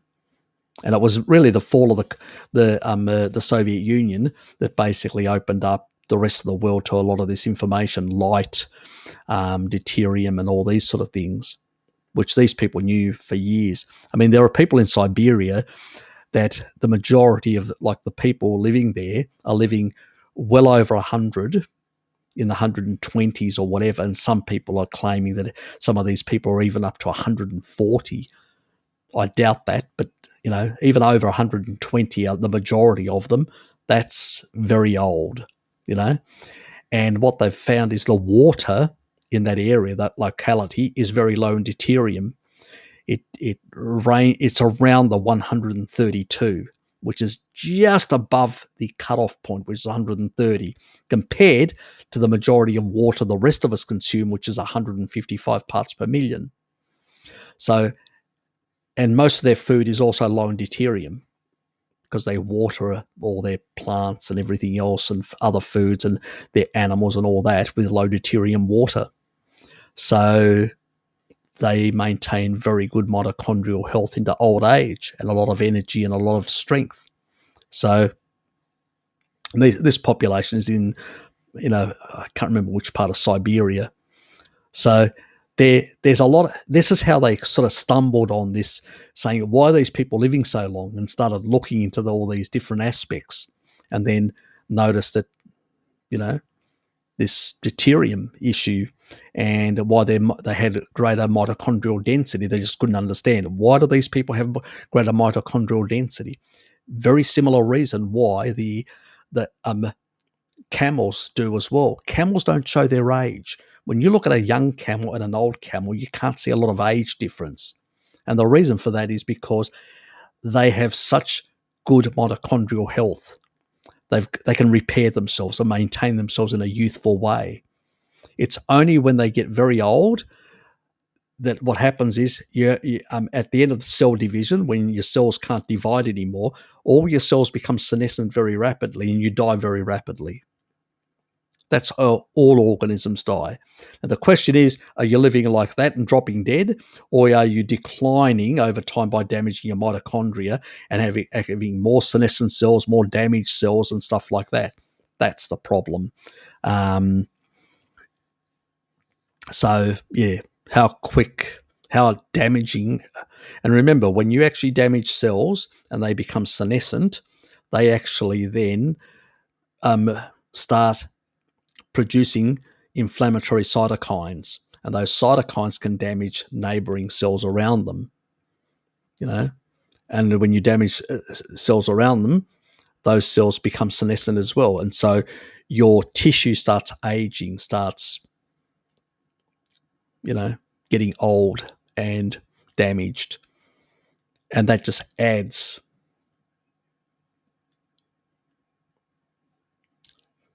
So yes, becomes very hard.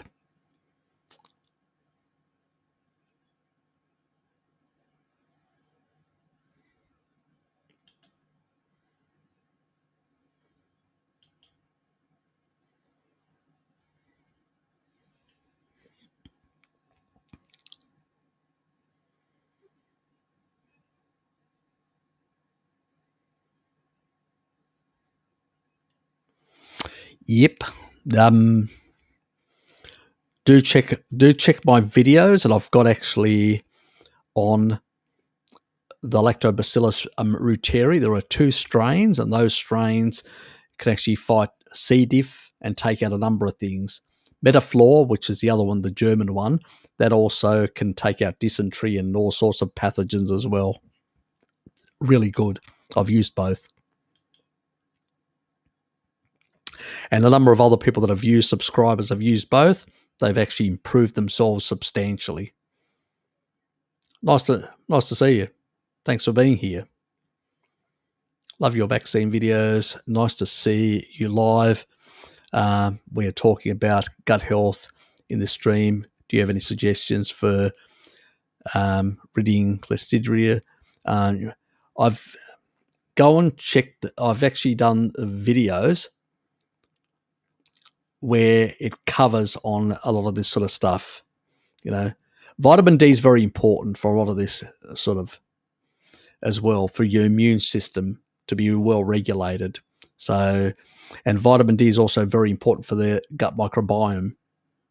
So I always say to people, the first thing that I say to people, have you checked your vitamin D levels? Now, I did years ago, and since then I've been maintaining good vitamin D levels.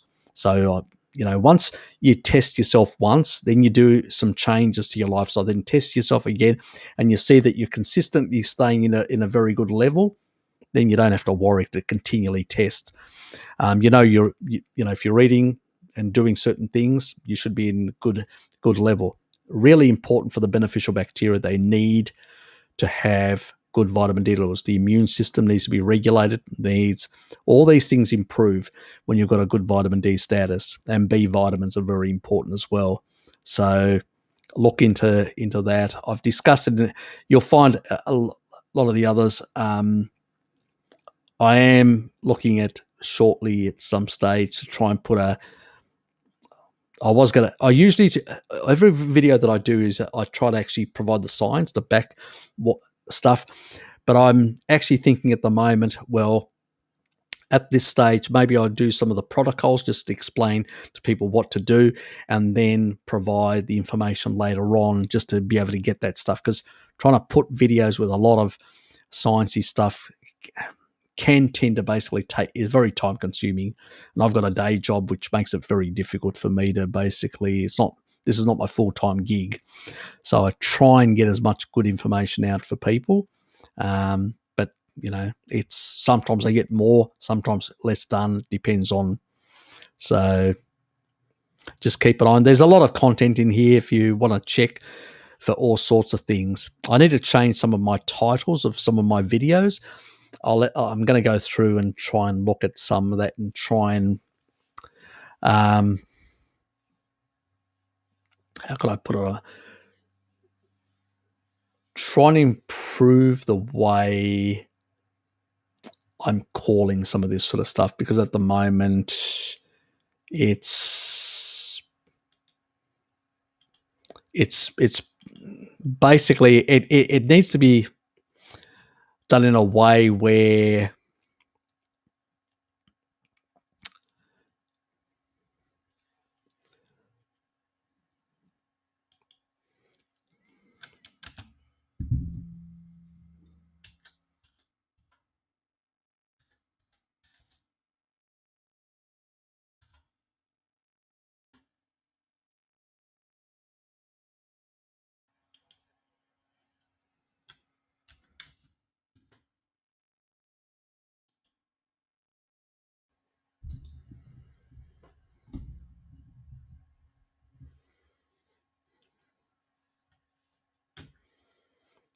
let me just find that one.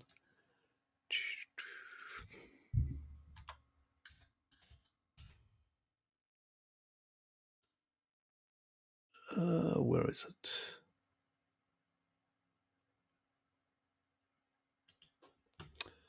Just bear with me for a sec.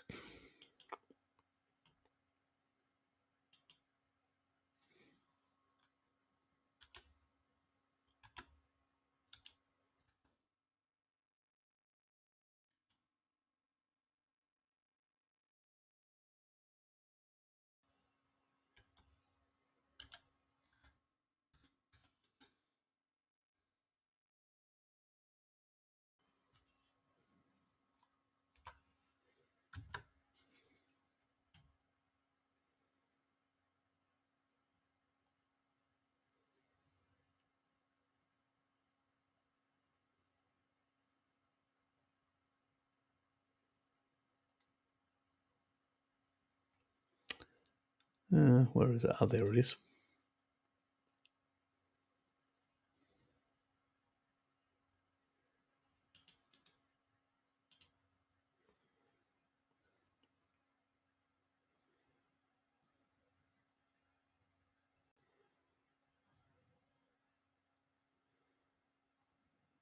Hold on, let me just.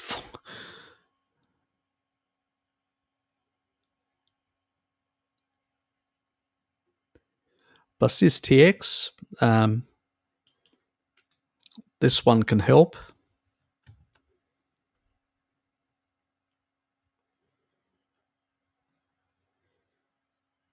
So I'll just put it on screen.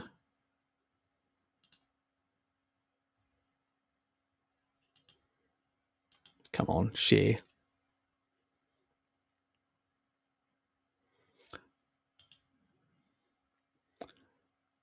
So this probiotic here can really help. And it's particular that strain there, DSM 17938. Both these are from some old lady. And see, Lactobacillus reuteri, like all the rhamnosus or whatever, they're all families. Those specific, that one there is also has a good thing about pathogenic bacteria, but this one is the most suppressive. This one will actually kill off C. diff and a number of these other pathogen type things that actually have these effects, create these health problems that you're dealing with. So this one is a really good supplement. You may have to take it up to about 6 months to really see good effects.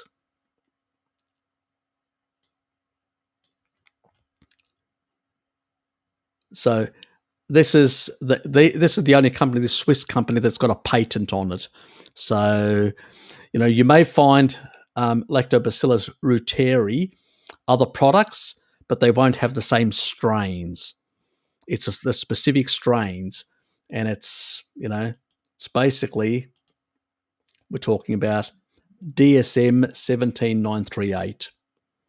So it's basically that. That's the type there. That has other effects as well against pathogens as well, but also some other interactions as well. But this one's the big annihilator of C. diff and a number of other pathogenic bacteria. So, yes, plays a big role.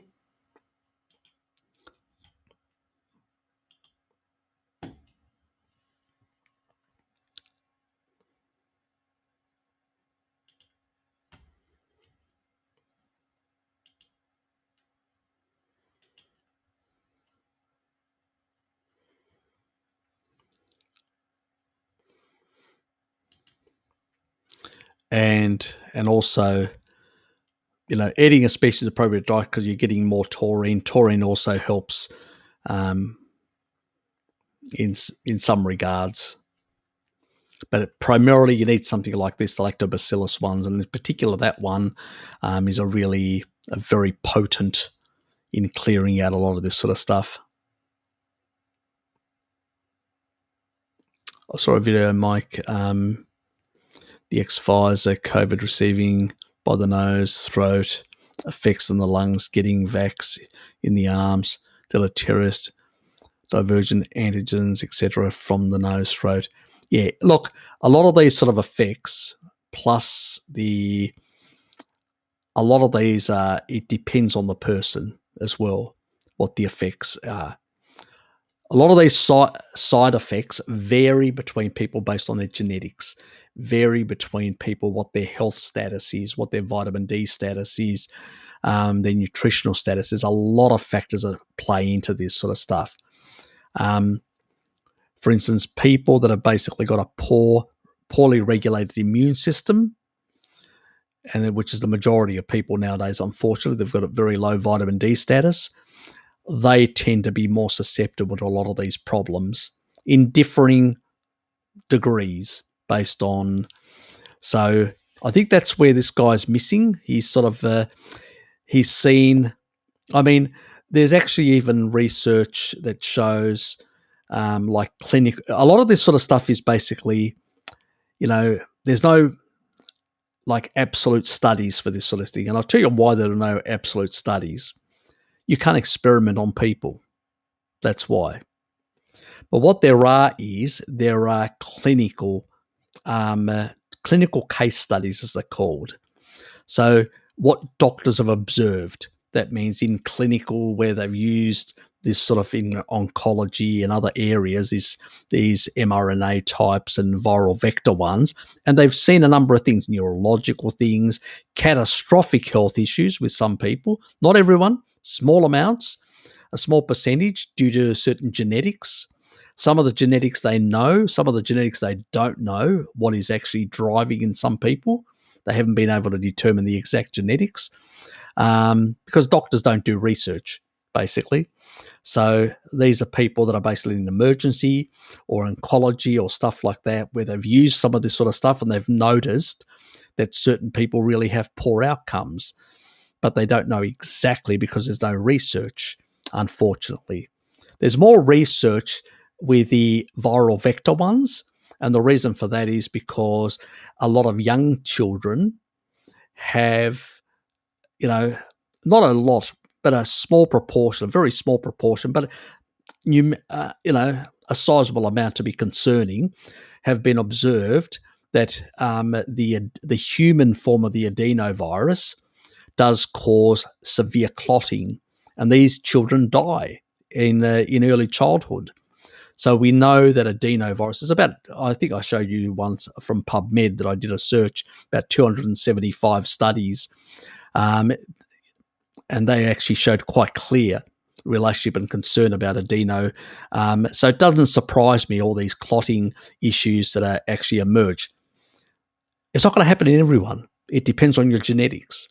But as I said, even if it's basically in a billion people, if it's 1% even, it's a lot of people, So, that's a million people. That's a lot of people. So you don't have. Sometimes people say, well, you don't have. It's not like it's 100%. It's not like 10% or 20%. Yeah, but in 1 billion people, 1% is a million people. That's a lot of people. Even if it's 0.5%, 500,000 people, that's a shitload of people to die or have major health problems or whatever. So it's, people sort of expect, oh, it's going to be massive. No, when we're talking about, we don't know. This is why I say it's like a Russian roulette. You don't know your genetics. So you've got no idea what your genetics are. So you don't know whether something's going to be deleterious or not to you specifically. I always think at the same time, because I've looked at long COVID and some of the protocols that some doctors have used. There's no research here, but these doctors are using things like vitamin D, high doses, and high doses of ivermectin, and they are reversing long COVID symptoms. So it tells me that what does ivermectin done? Ivermectin reduces the actual pathogens in the system to much lower levels. So if you've got a compromised immune system, you'll have more pathogens, which most people have a compromised immune system for a number of reasons: species inappropriate diet, low vitamin D status. So when you give vitamin D to regulate the immune system better, and you also reduce the pathogens that the initial deficiency allowed to manifest in these people and their diet, their poor diet, what happens is it seems to eliminate a lot of these issues, and these people respond better.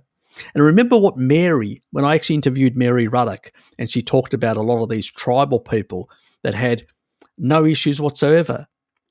But the young kids that were exposed to seed oils and flours and inappropriate foods, they noticed that these children that were coming back from school and all that, they were more susceptible to certain pathogens in the environment, which their parents weren't, because they were having a species inappropriate diet that was changing the gut microbiome and changing their sort of, the sun, being indoors, being dark-skinned children would have lower, plus inappropriate foods, lower vitamin D, poorer regulation of the immune system, because they're dark-skinned, being in Africa.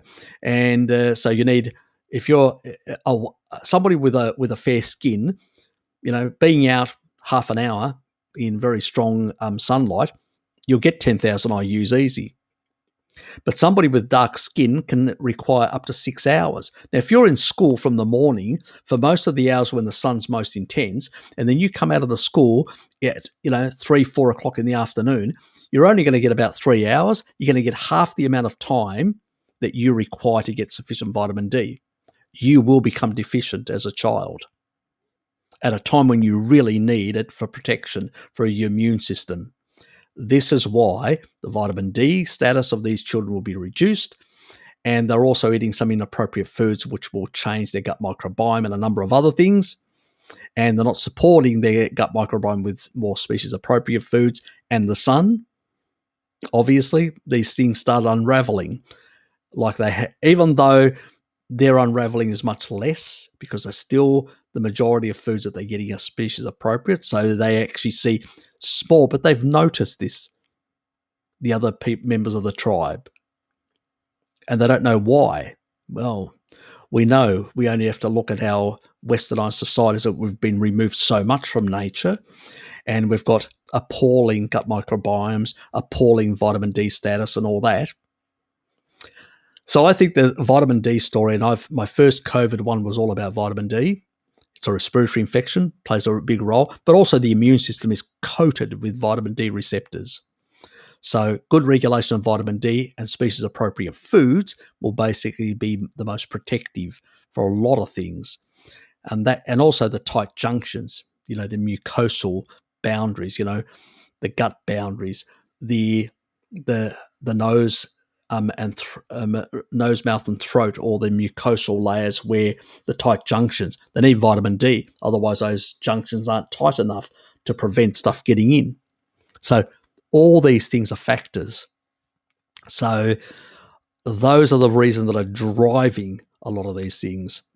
So I think that even with long COVID stuff, or even with people that have probably taken these sort of things that have a tendency to make things worse for them, if they get on ivermectin, they get on vitamin D and improve their diet, they probably can reverse a lot of these deleterious effects of long COVID, or these mRNA and viral vector types that are having some negative effects on a certain proportion of the population.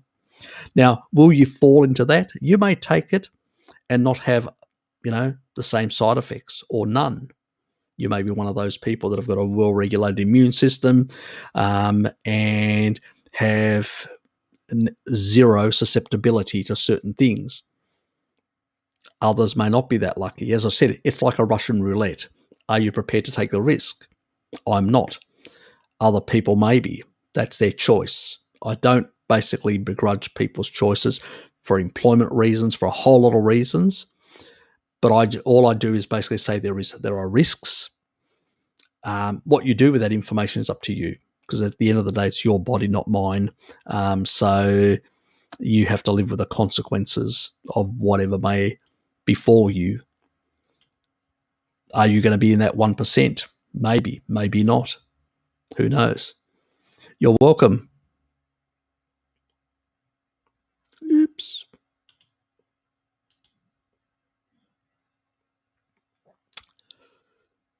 Harry, in this 2 week of carnivore, I have noticed that my body sometimes is so hungry that for me is a good thing because I'm underweight. You need more fat. It's basically it. You're underweight. You need more fat. But sometimes I end up with nausea after hours of my meals. Yeah, you're probably not getting enough fat. Yeah, simple as that. Most people eating supermarket meats and all that, they're too lean. That's why I like pork, because pork has got these big fat, pork chops have got these big fat, pieces of around them. It's a very fatty meat. It's the reason why in the past we primarily got most of our meat from pork, not from beef. So, yes, and dairy as well, because like butter, heaps of butter. So I say to people, if you're lean, underweight, you should be guzzling down the butter, should be guzzling down all that sort of stuff. So you should be getting the energy in. And you'll know, your body will say, yep, I've had enough. Yes. That's the biggest problem with a lot of people. Somebody that's got shitloads of weight on board, yeah, they can go for the standard, buying beef and stuff like that. It's actually a good thing because they'll get a small amount of fat, which is good because they still need their gallbladder to work and all these sort of things. And basically they will start burning off their own body fat and lean out, a bit like a bodybuilder's cut. More high protein and lower fat to burn your own body fat, oxidize it. That is, vernacular human, standard thing. But when it comes to somebody like yourself who's underweight, Mike, and all that, you really have to basically, if you're taking away sugar, you need energy. You got to get it from somewhere, So you got to eat more fat. And it's going to be better for you. It's also low in deuterium, which basically means that your mitochondria will love you for it as well. And they'll be able to do more repair work and keep you younger, ultimately.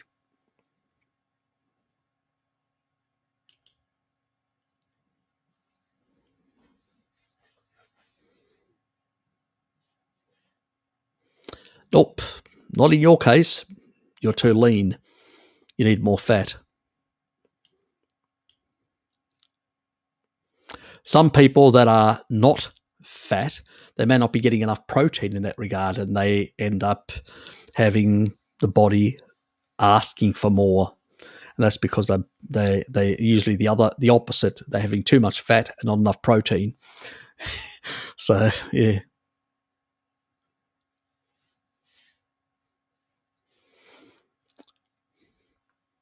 Yes, but he didn't publish like every year two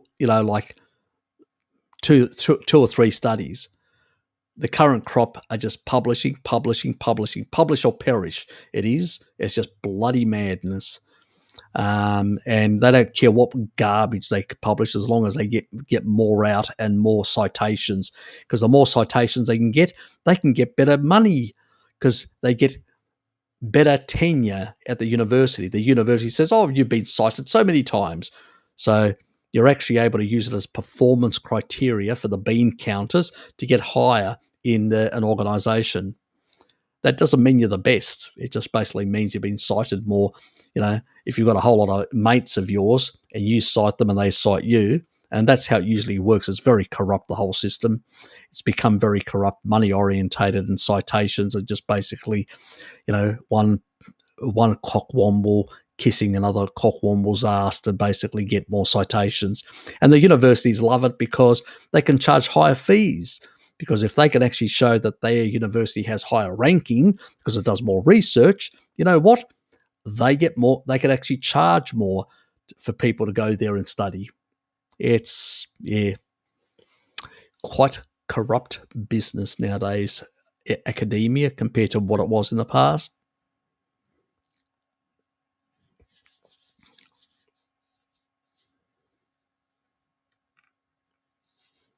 Yes, for that, to emulsify, for that, taurine plays a big role. Taurine basically improves gallbladder issues. Now,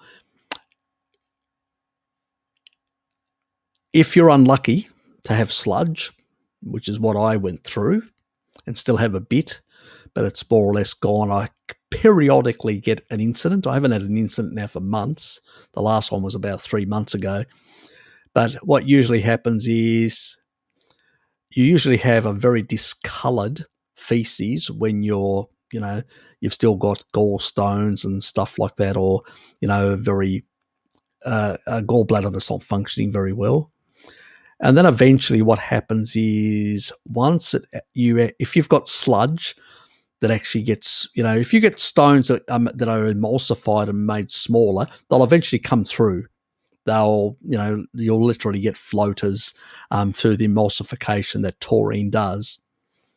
It's usually because people in the past eat a lot of plants and they actually deplete a lot of the sulfur amino acids because of their oxalates. And that's another reason why you don't have enough taurine to basically cause emulsification. You don't use it as much, so you don't move it. And so all these factors are what is actually causing a lot of these gallbladder issues. So that's what's happening. But once you get the flow happening and use some bile as well to sort of accelerate it, you may get a bit of diarrhea initially, but eventually then it should clear up and be fine. But if you get it like a tanny effect, like it's a light brown tan type color, that indicates that basically you've got sludge still coming through the bile ducts from the gallbladder through, because the bile ducts run through the pancreas, and sometimes they can interfere with the actual release of pancreatic enzymes, the proteolytic type enzymes, and that can also cause problems for some people. So they can go from having that sort of diarrheal effect, or loose stools, to becoming quite constipated. It depends. It can vary. So, yeah, look, it can be a drawn out for quite a few months. But remember, with taurine, it does reduce blood pressure. You've got to be very careful if you're on blood pressure meds. I always say to people, you need to get your doctor to adjust them downwards until you eliminate them. You don't need them once you're on a species appropriate diet, but they need to be. But the taurine will help clear all that out in time. And that's what you need to break down and emulsify and keep the bile flowing and sort of dragging more and more of that sludge out of the ducts. It takes time, and then eventually it'll remove. And then eventually you just have periodic events where things become a bit, a few floaters and a bit discolored, and you go, and that will happen. And how long, I don't know. My last incident was about 3 months ago, and the one before that was about 6 months ago. So, don't know. So, there's probably still a bit more to come out potentially, but I don't have any discomfort both under my left or right rib cage anymore. I used to get quite a severe pain under my right one, and I used to massage, put my hands under there, my fingers under there, and massage my gallbladder to sort of try and get things to move. So yes, in the early days, a few years back, but yeah. So I went through. I've been through this, so I know how. Yeah, it's problematic. Yes, low-fat diets, wonderful for that. And yes, low in animal foods, problematic, to say the worst. So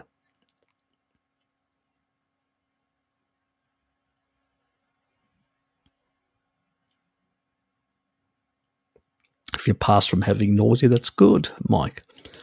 So you're improving. It takes time. As I say to people, took you decades upon decades to basically get here. Expect that it's going to take a few years basically for your body to become fat adapted to basically start functioning like ancestrally it should. So these things take time. You just got to be patient about all these sort of things. It's just sort of the reality of that.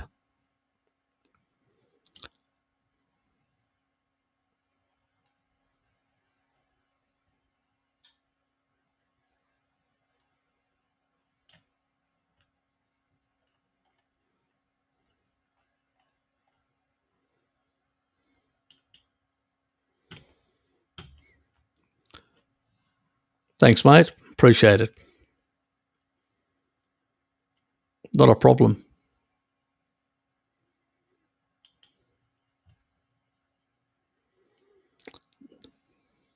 Not virus related, but curious to know your thoughts on gum health, receding gums, and if fluoride is beneficial or the devil.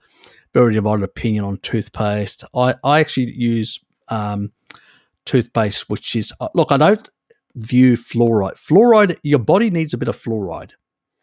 So there is not an issue in that.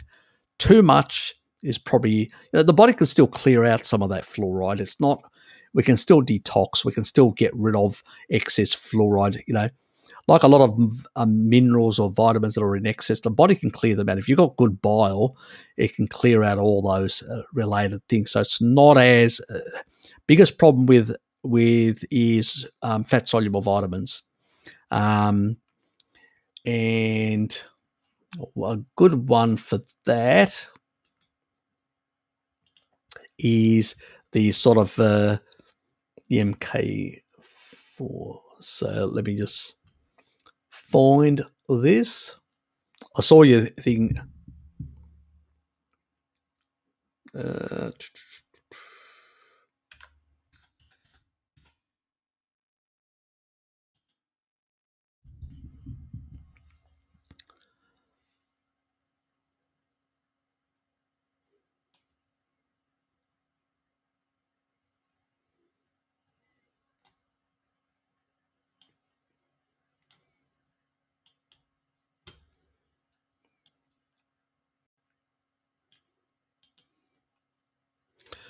So this one here,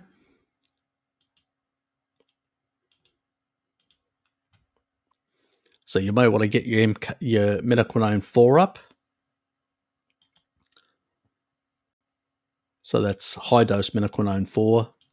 This is a pretty good brand. This has got 15 milligrams.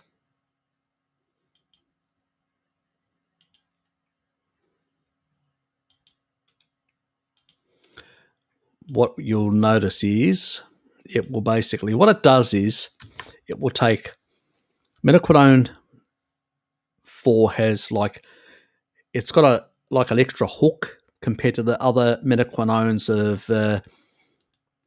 the K2 variety, and that extra hook allows it to basically go into the soft tissue and actually hook and grab calcium and pull it out of the soft tissue. That means your heart, your lungs, your kidneys, where calcification can happen, and it can take out that calcium and put it into the bones and put it into the teeth as well.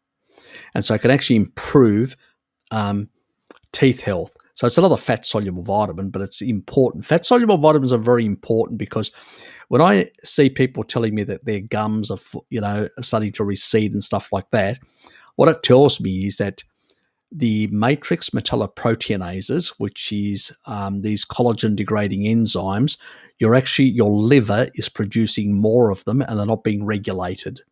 So that means you've got a deficiency in fat-soluble vitamins like MK4, vitamin D, and also retinol. So, eggs and liver for retinol, vitamin D, the sun or supplementation, or a number of animal foods that have got vitamin D, and MK4.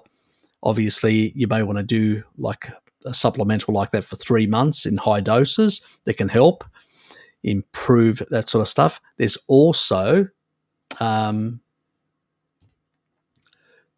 the other one that we were talking about earlier, and that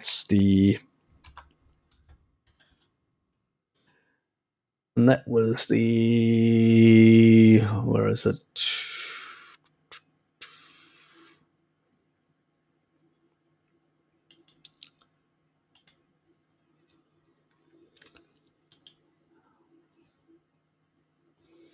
The Lactobacillus reuteri.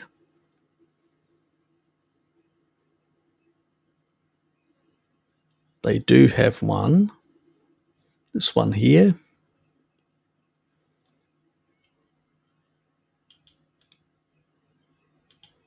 This is for gum, periodontist, gum, and teeth.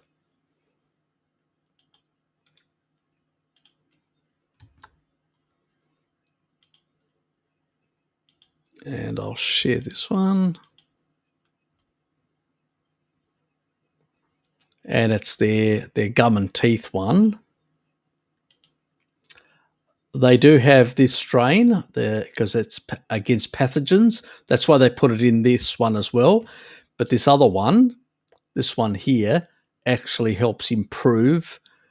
It suppresses certain types of bacteria that tend to basically change the way your oral microbiome works. So, you got to take it for a period of time, unfortunately. You got to take it at least a couple of months, 3 months at a minimum, up to 6 months I usually recommend, which will improve your oral microbiome. The other thing that really is important with oral microbiome that I encourage people to do is to gargle with salt water and also iodine. Basically what that does is help remove a number of the pathogenics and actually improve the general. But salt is a really good one in that regard, but also iodine as well to gargle. Gargle is really good to basically change the, and also for in terms of some of the bacteria that are actually down through the esophagus, which is really important as well because it does improve. Large part of SIBO, which is small intestinal bacterial overgrowth, does usually come from the mouth and through the actual esophageal type bacteria. So depending on what's in there can actually have an effect, a downstream effect into the stomach and into the gut. So that's what the majority of small intestinal bacterial overgrowth usually comes from the mouth, not from the colon, as a lot of people think. Some cases of SIBO do come from the colon, but that's because the valve down there is not closing properly, and that can be for a number of reasons. Could be structural, could be a number of things. Now, if you've got good bile flow, that could be a problem. So if your bile usually cleanses a small intestine, that's what bile does. It literally cleanses the entire intestine. Not only emulsifies, fats, but it also cleanses and then at the durum down at the bottom there, it actually gets recycled back, 90% of it back to the to your liver. So that's important to understand, that sort of cycle. So only if that's not working properly, you can actually get. And on the other end, it's your stomach acidity. So if you're not eating species appropriate foods, that means getting enough taurine, which is important, plus salted meat. That can actually have an effect where the valve above doesn't seal properly. And that means you can actually get from the esophageal, if you've got a poor oral microbiome, that can actually get into the stomach, and cause problems. And it tends to be a more alkalinic, and they tend to suppress some of the acid production in the stomach. So that's why it's important, if your oral health isn't good, you need to fix it, because it'll improve digestion as well. So keep that in mind. Anyway, guys, I'm going to pull the plug now.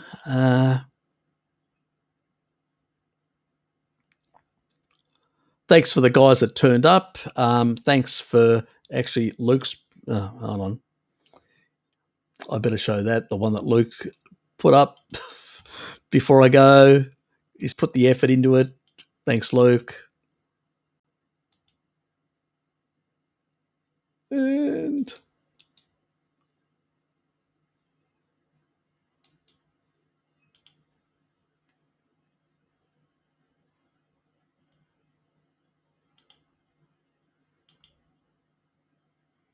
I better share that. It's one of Lukey's. Mum, I'm going to go out with a male friend. Be careful. Boys nowadays only think about one thing.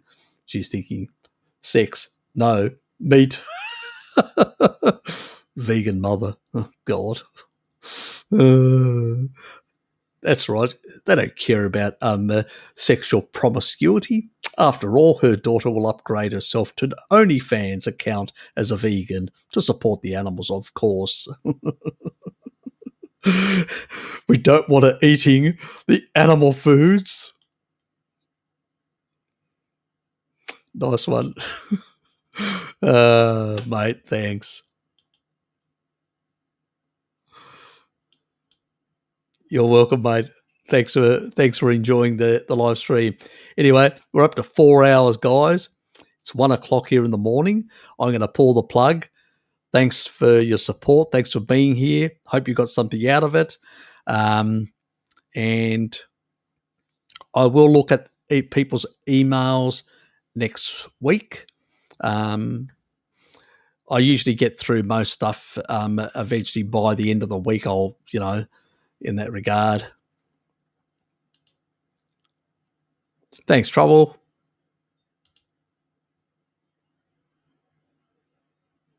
Yeah, it's pretty good. Lukey's got some really good. I usually sometimes when I want to laugh, I go through the ones that Lukey does of me, which are quite funny. You got to laugh at yourself. You can't laugh at yourself. Well, you're way too serious for me. Yeah, Bruce. Yeah, you're late, mate. Dusters. Hey, Trouble. I have to get my beauty sleep. Not that it's doing me much. You're welcome, mate. DC.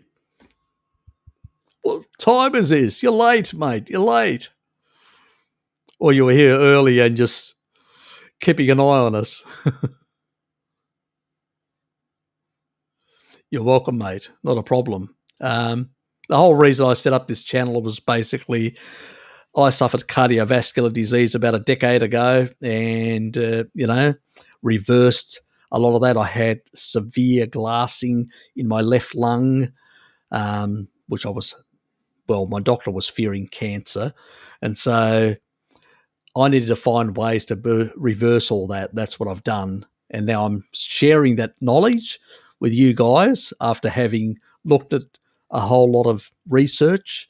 That's where it comes from. It's just basically a lot of issues myself, family members, and others, and I looked into them and basically found solutions that worked. So, you know, probably the big one for my younger sister was she lived with me for about 10 months and reversed her asthma. It was a structural. Not all asthma is the same. So it's a general word. It's like cancer.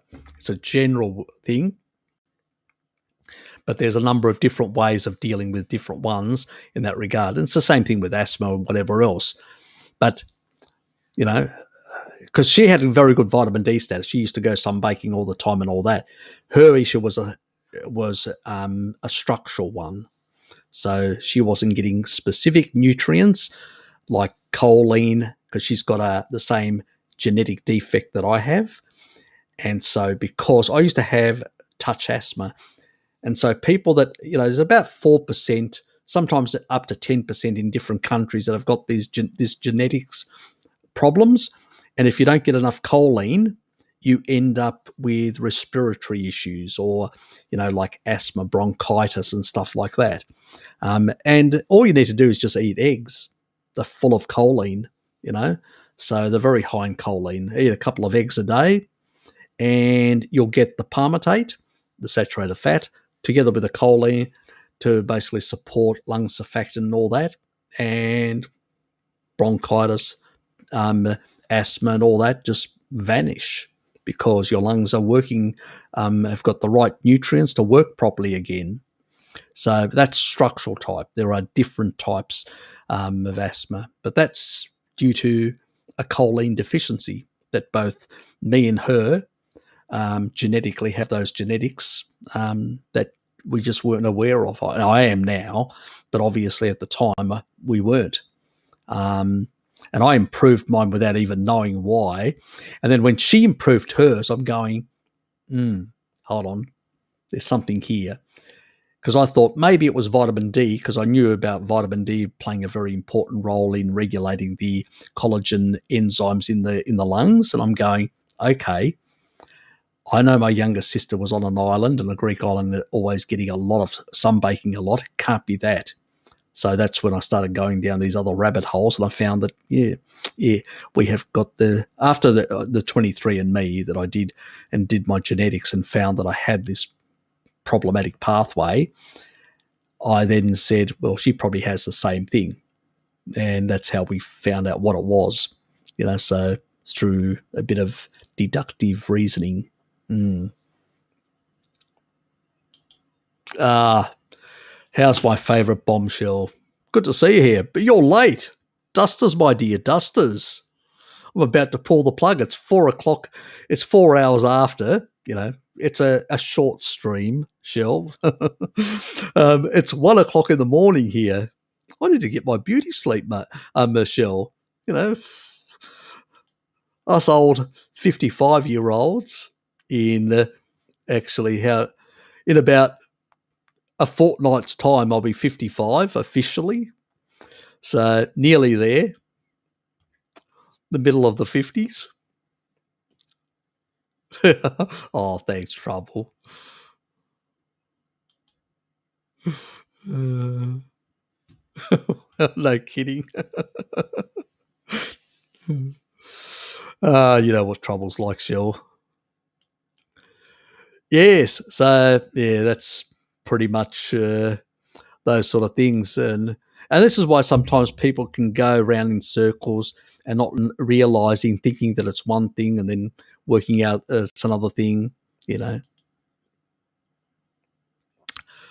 it's 11. Yes, in Ohio, it's 11 a.m. here. I was cleaning and doing laundry Saturday stuff. Yeah, I know. That's what I do. Yeah, I mean, I did some laundry just before I actually started the live stream. I actually put up my laundry and all that, and that's why it was about 2 minutes late. I was just panicking, and I looked at the time. Oh shit! And I ran and sort of fired up. So yes.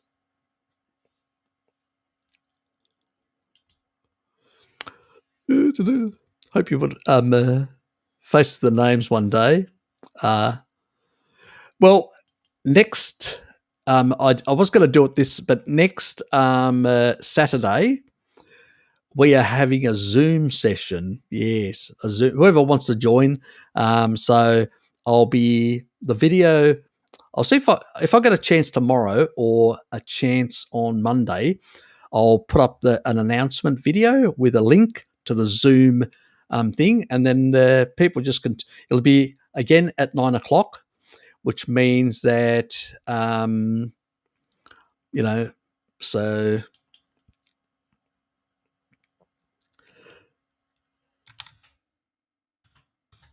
So it'll be 7:00 in the morning your time, Shell. So So basically, I'm trying to get most people. So that's because Shell's in basically what is called the Midwest. So in that sort of part of the United States. So by a bit further west from there, it's about 6:00 in the morning, and all the way over here, it's 11:00 at night in New Zealand. So I'm trying to get as many people. So it's going to be the same time slot, 4 hours, like 4 hours ago, at 9:00 Australian Eastern Standard Time. So it'll be that time, and it'll be an opportunity for people to turn up, get to know others, introduce themselves or whatever. If you want to show your face, fine. If you don't want to, I mean, it won't be any pressure on people. Just can come on and say hello, stuff like that. It'll just be a sort of a social gathering in that regard of my subscribers. So you can still ask some questions. You can verbalize them. You don't even have to type them in that regard. And it'll just be an opportunity for people to, sort of put up their hands or say, yeah, I've got something similar like that, or that's happened to me and all that. Sort of just to gauge and see what people, think about different things. People may want to say, what do you people think in the carnivore community about this matter or that matter, and just see how we, what are our opinions on different things. So it's just going to be a sort of a friendly get together. It'll just basically just a reminder, no rude remarks or people being offensive to others. At the end of the day, it's just a friendly get together. That's all. If you're rude or offensive, I will remove you from the Zoom. Simple as that. So, and I expect that's just the way it is. It's just supposed to be a light-hearted get together. Hopefully we can, get enough people there that turn up. Even if there's only a couple, that's fine. I mean, some people sometimes are a bit shy or don't feel comfortable in those sort of. That's fine. You can just, not show your face and just observe and just come in as an observer. Just just see what other people are saying or that. That's fine as well. It's supposed to be a sort of a get together, a social type thing. It's not supposed to be something that is pressure on anyone. That's not the purpose of it. It's basically just a bit of a get together. My subs, hope people turn up.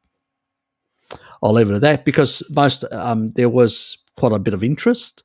There were people that weren't interested, but there was between the two streams, looking at the stats, I said, well, it's a sizable amount of people that are interested, so why not? So that's the reason. So I'll set it up. I need to test it. I didn't get a chance to test it with a mate of mine, so I just want to make sure that it all works properly. And once I'm certain that it works properly and it can actually use enough stability, then I'll run it. So, yeah. Anyway, I better get out of here and get to sleep because it's late.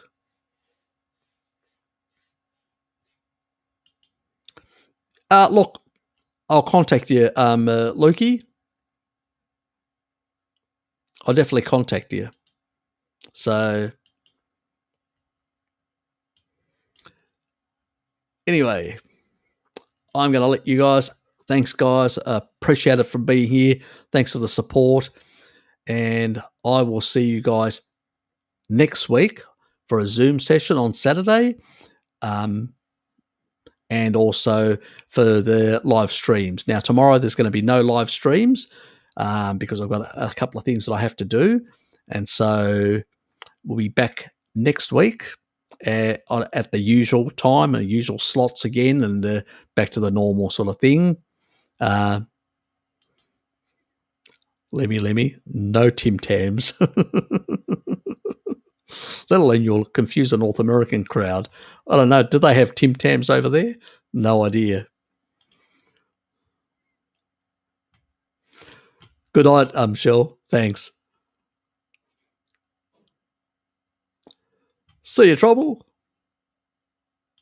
Definitely Lukey. Definitely will be doing. Thanks, mate.